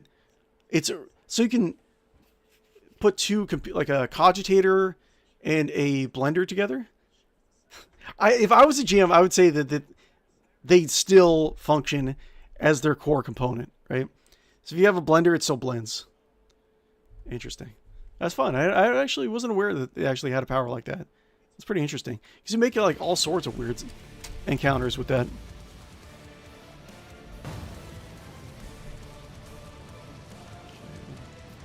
What was I doing? Okay, I was doing...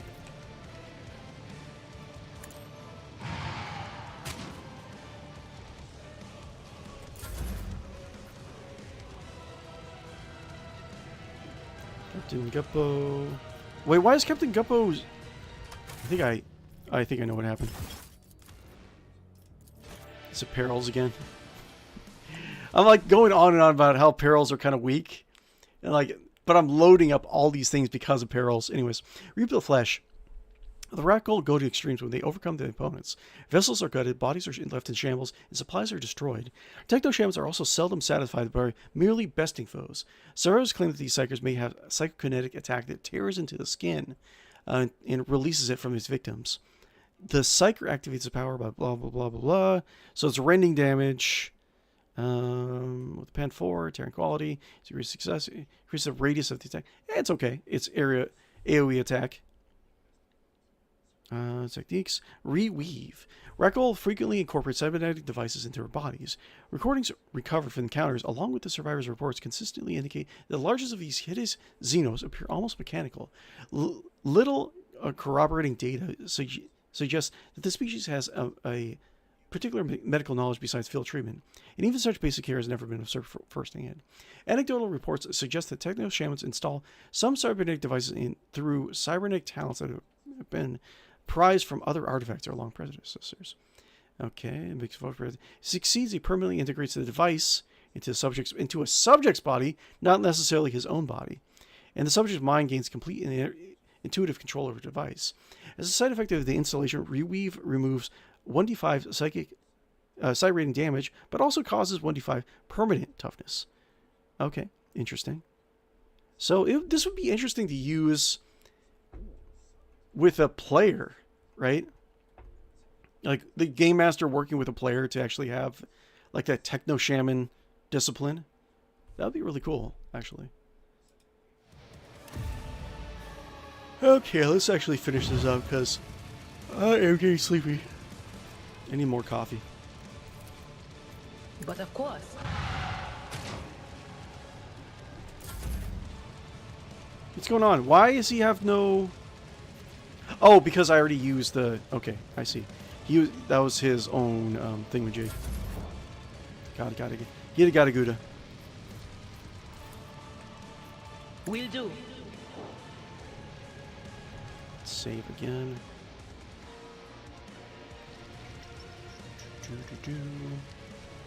And I could... Actually, you know what? I think I could probably escape. 93. Can I do... Zippy zap? Oh yeah, also I have this. What's this do again? The next hit against the target will be an automatic critical hit. That's pretty good. Can no longer use attacking abilities on a current turn. Interesting. Can be used through familiar. That's interesting, also. Yeah, I wasn't sure if I was going to make Adira an Overseer as well.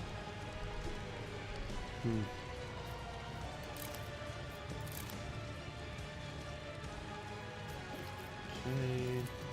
I just kill this guy. What is this foreboding? That sucks. Show me what you've got. Don't attack me. Ouchie. Stop it! Out of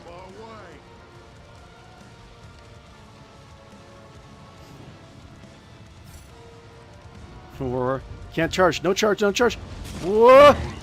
Such is their will. Oh no! Captain Guppo exploded!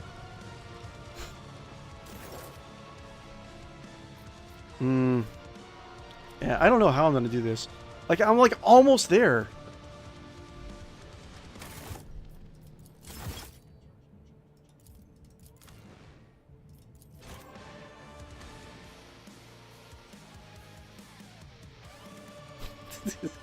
this picture of the Chaos Space Marine just like punting Captain Guppo like a football.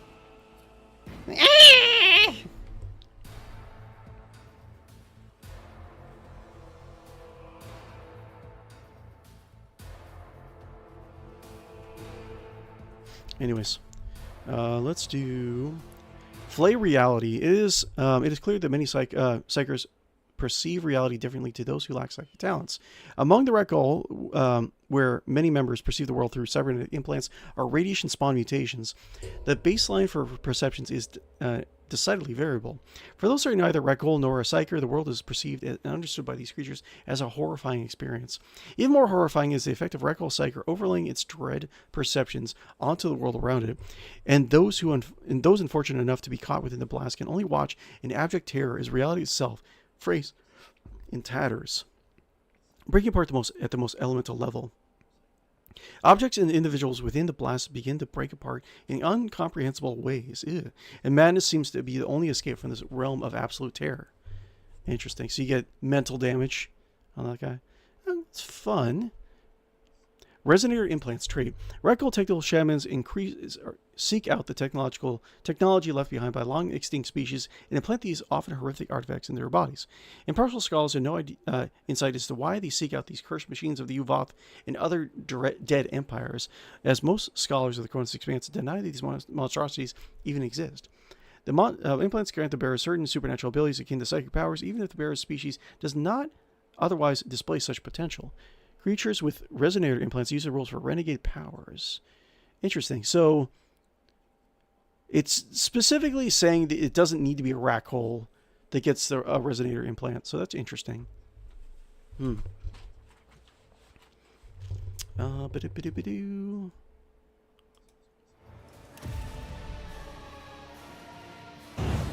Okay, let's see how many ways we can die.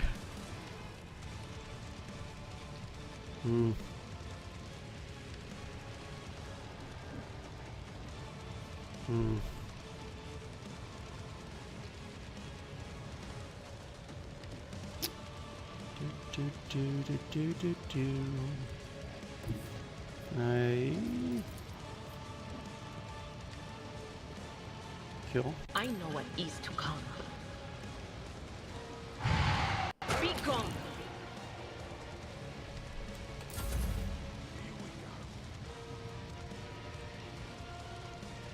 Captain Guppo, like I'm so close, man. He's gonna attack Captain Guppo! Boom! There he goes! Feeling what about?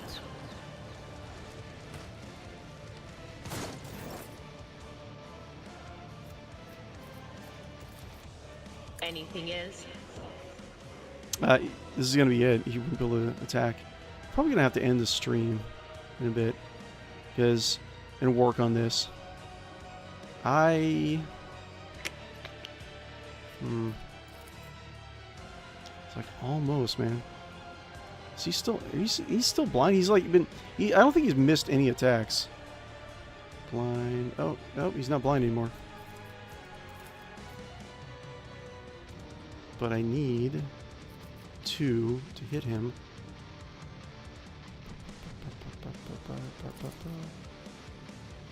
Will do. Like one more attack and he'd be dead. But he's gonna one-shot me.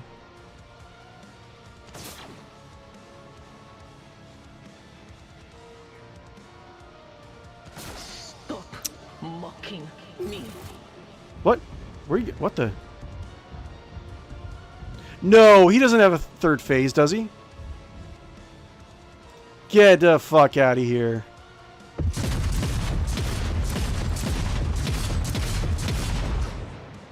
There's a third phase? Oh, no! No, no, no, no, no. No, no, no, no, no. No, no, no. No, no, no. No! No! Oh, now I'm dead. Huh. Yeah, I don't know. I don't know what to do. Let's go to... I'll have to try to experiment with this on the...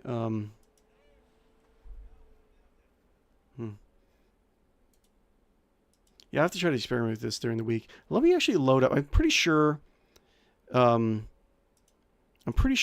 I still have Battlefleet Gothic Armada loaded up properly. Let's see, Battlefleet Gothic Armada. Pretty sure it's not uninstalled. I'll show it for you guys. Ooh, new Warhammer TV episode featuring Mechanicus. That looks really interesting. New Mechanicer episode, Mechanicer. Oh, I have to watch it on Warhammer TV with his subscription. Okay, whatever. Boop. Let's see here. Boop. I think I still have the Skalgrim mod. Skalgrim on Battlefleet Gothic Armada adds a bunch of new ships. And I think the author was saying that he was going to update it with even more content, which is great.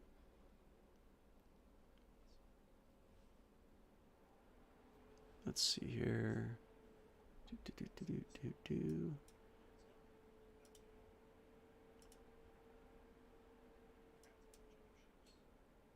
Let's see. 1 second. Gothic. Let's do that really quick. I'll show you guys a little bit of it. Specific window. Gothic. Gothic. Launcher.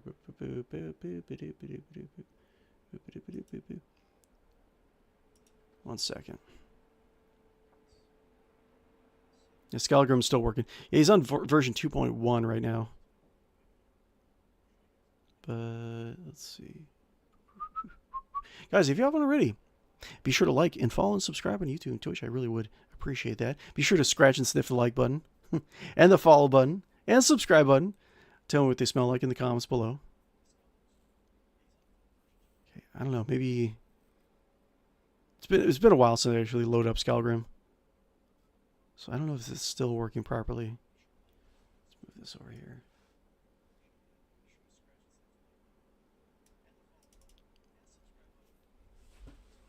Give me 1 second.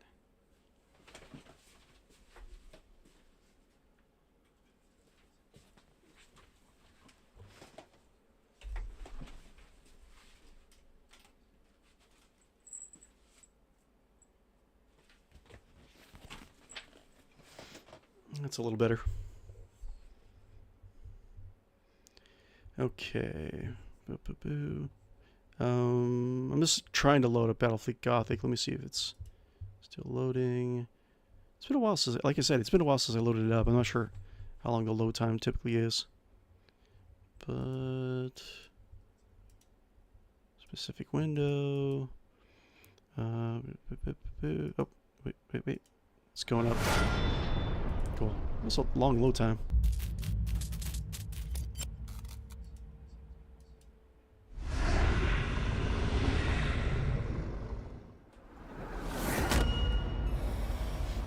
Okay.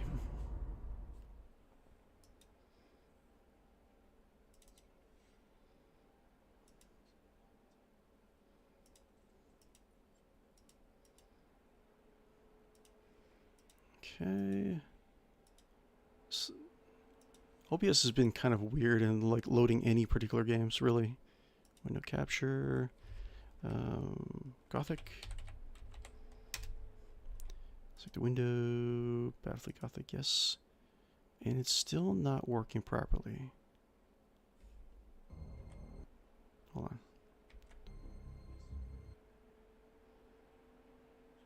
Let's do cancel. Gothic, automatic, still not working.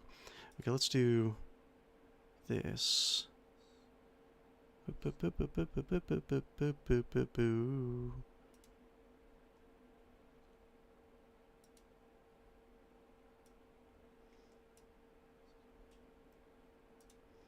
Okay, let's do this.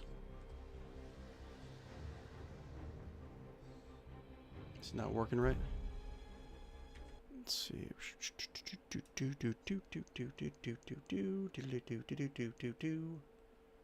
Where are you? 1 second, guys.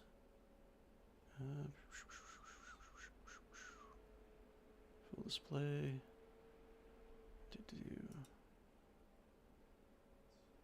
Where are you? Property. Where is it? This is the hopeful mess side.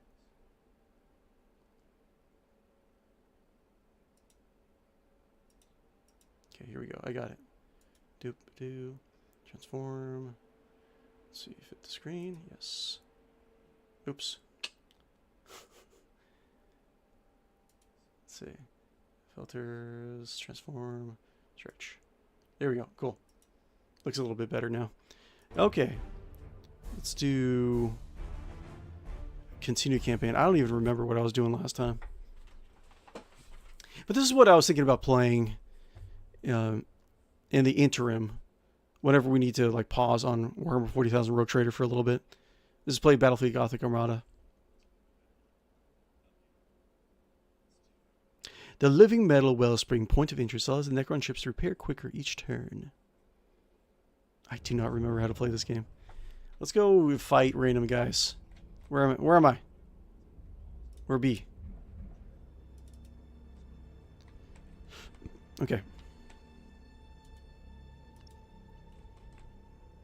Come on.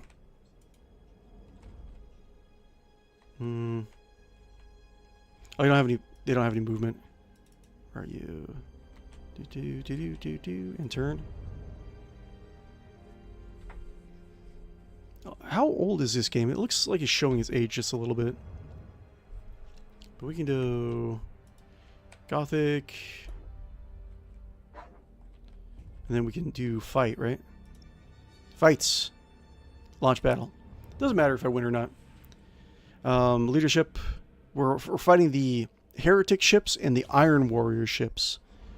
I got the 12th Gothic army. What I want to do is actually... I want to mod different portraits into the game. Because I wanted to get like a Captain Guppo's portrait in here. So every time... We can have a little bit more synergy with our Rogue Trader streams. So I've got Captain Guppo in his fleet of ships attacking the Iron Warriors. Let's do that launch battle.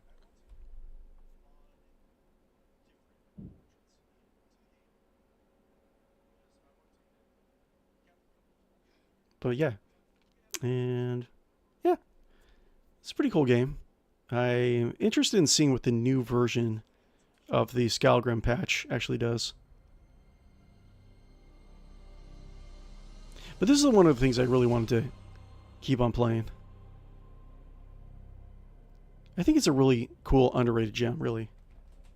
Let's see, deployment phase. Let's see here. I totally forget how to play.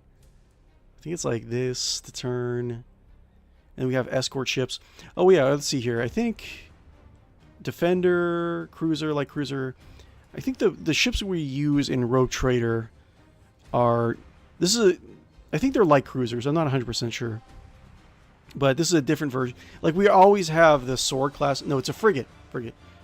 Cruisers. So cruisers are a little bit stronger than frigates. Or in light cruisers are stronger than frigates, and cruisers are stronger than light cruisers. And then we have battleships, which are not featured in Rogue Trader, and very rarely in games in the pen and paper RPG, because they're just like world decimating power. But you can get them in this. Let's see here. Frigate, yes. So sword class frigate. So yeah, this is a different type of frigate. These are the Falcon type frigates. Are Falcon type frigate? Do we have Falcons? Hold on, let me actually look that up really quick. Falcon. Let's see, let's minimize some of this stuff. Falcon. Give me 1 second, guys.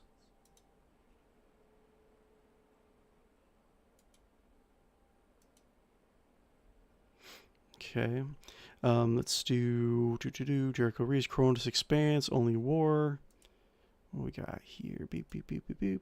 Oh, just clicking on everything I don't need to click on. Scarce map. I think it was. Let's see here. Battlefleet Kronos 6A. So let's see here. Was it Falcon? Is that what I was looking for? Falcon class. Let's see if Falcon class is actually in here. But it does say a decent amount of stuff. Like the additional components, new starship hulls, 20. Okay. So new starship hulls, grand cruisers. So grand cruisers are a step below battleships. And yeah, light cruisers, grand cruisers, battleships, and then there's super battleships. And then there's, I forget what the Primarchs had. There's another one. There's two, like battleships, or super battleships, and the Primarch flagships are like the highest tier of Imperial technology. And they will F you up. Let's see, battle cruisers, battle cruiser. Let's see here. Conquest class, Dictator, Ambition. Let's see here. Light Cruiser, Endeavor, Defiant class. Do you have a Rogue Trader core rulebook? Boop. Let's see. It's around here somewhere. Might not be in the book, but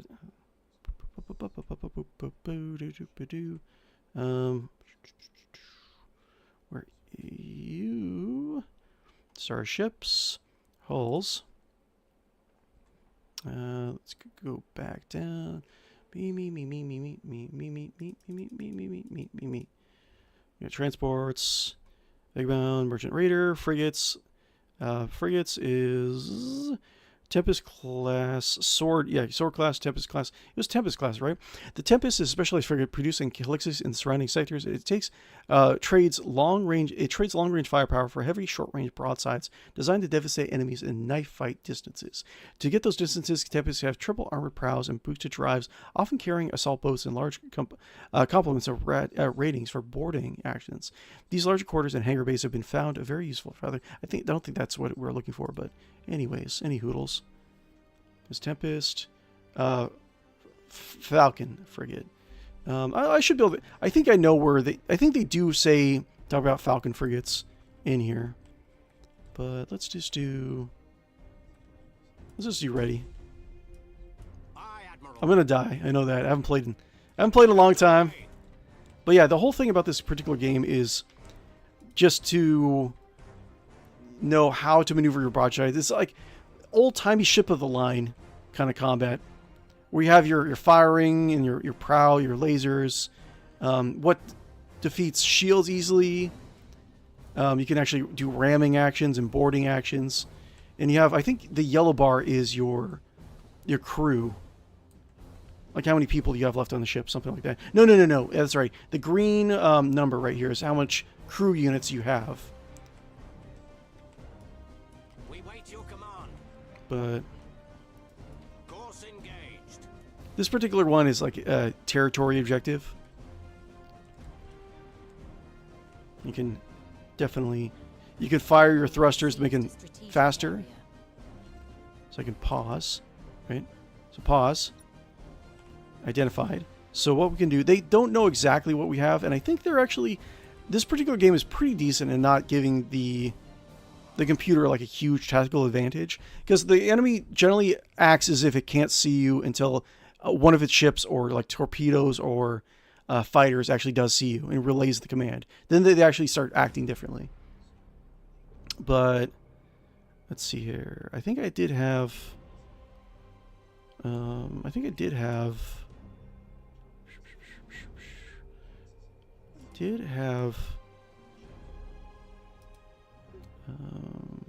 there's torpedoes. I don't think I had any fighter ships. I don't know. It's been so long since I actually did this. But let's just keep on going. I'll show this a little bit. We'll have like one combat. This guy's going to get hit.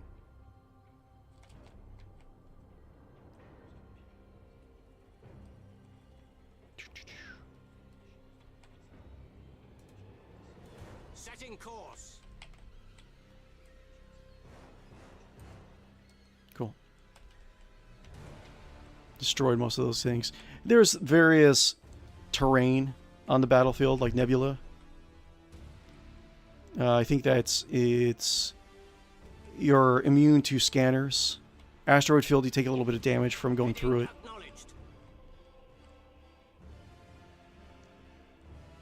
I think it's pretty cool. Like, I think the game somewhat holds up a little bit. I don't think I'm at the max settings. Options, video. Oh, maybe I am. No, definitely not. Full screen, custom, epic. Yeah, I think I'd have to tweak the settings a little bit to make it look a little bit better. But I think it looks decent. We wait your command. But this guy's, most of these guys are like broadsides and like gunners. Seized a strategic area. Changing course. But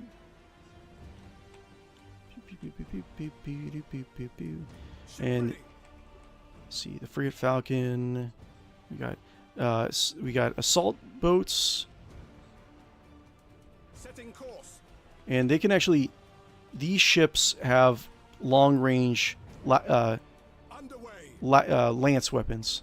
So they're pelting our ship or shields a little bit. Deck damage, so they got through the ship, and they're dealing a little bit more damage. We serve. So it can do. I can turn. Changing course. I can have the torpedo firing arc, right? Course engaged. And I can try to kind of. I mean, torpedoes are generally trying to mimic or deny battlefield territory. Your orders?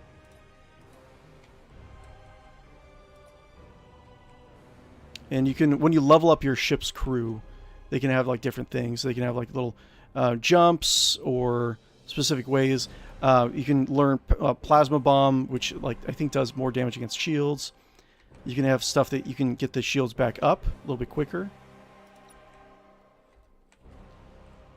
Enemy sighted. Engaging engines. You can do this. See all the torpedoes that they have? Let's fire a volley like this, right? Enemy sighted. So he's going to fire all these volleys, and they should go right into it for the most part. Or maybe I can just miss, whatever.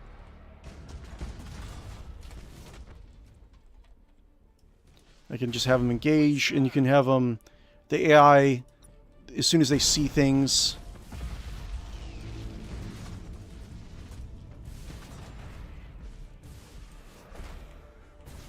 We wait your command. You do plasma bomb, drop one right here. It goes after a certain amount of time. The enemy has seized a strategic area. And you can have them. The ships prefer to use their starboard and aft, like broadsides or like plasma. And I think the enemy AI is decent. Like they're attacking me while they're moving, and they're going to the checkpoints. Well, anyways, I just wanted to show you guys. This is kind of like what I had in mind for playing between Rogue Trader streams. But with that said, let's just go go back. I'm playing, been hanging out with my friends. You guys are amazing, incredible, dynamic individuals. So incredible. Let's move this. And my thing is being kind of weird. Hold on one second. Close that.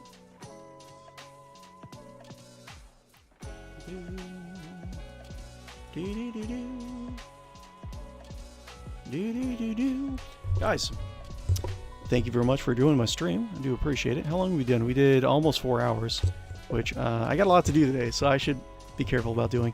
So anyways, that's Battlefleet Gothic. I have a stream on it in my archives if you want to look at it. I don't even remember what I was doing at the time. I think I just had a couple attempts in trying to play the campaign. But yeah, that's what I want to do on Sundays when we're not playing Rogue Trader. Let me know if you're interested in that or if you have another idea. I know Mechanicus 2 is going to be coming out soon. So that's another option. I have Chaos Gate downloaded in my Warhammer 40,000 Demon Hunters Chaos Gate. That's actually pretty good. Mechanicus 1 is pretty good. There's a lot of really good 40k games that are not necessarily Rogue Trader. But anyways, if you have any idea, anything you want to see on Sundays, let me know, of course. And like and follow and subscribe on YouTube and Twitch. Scratch and sniff the like button and the follow button. Tell me what they smell like in the comments below. And yeah, I hope you have a wonderful week. I'll try my best to put out a schedule early-ish today. So we'll see what goes on that. But anyways, stay safe, guys. Stay lovely. You guys are amazing. And I'll see you soon. I'll be back Wednesday night. And peace out. Bye.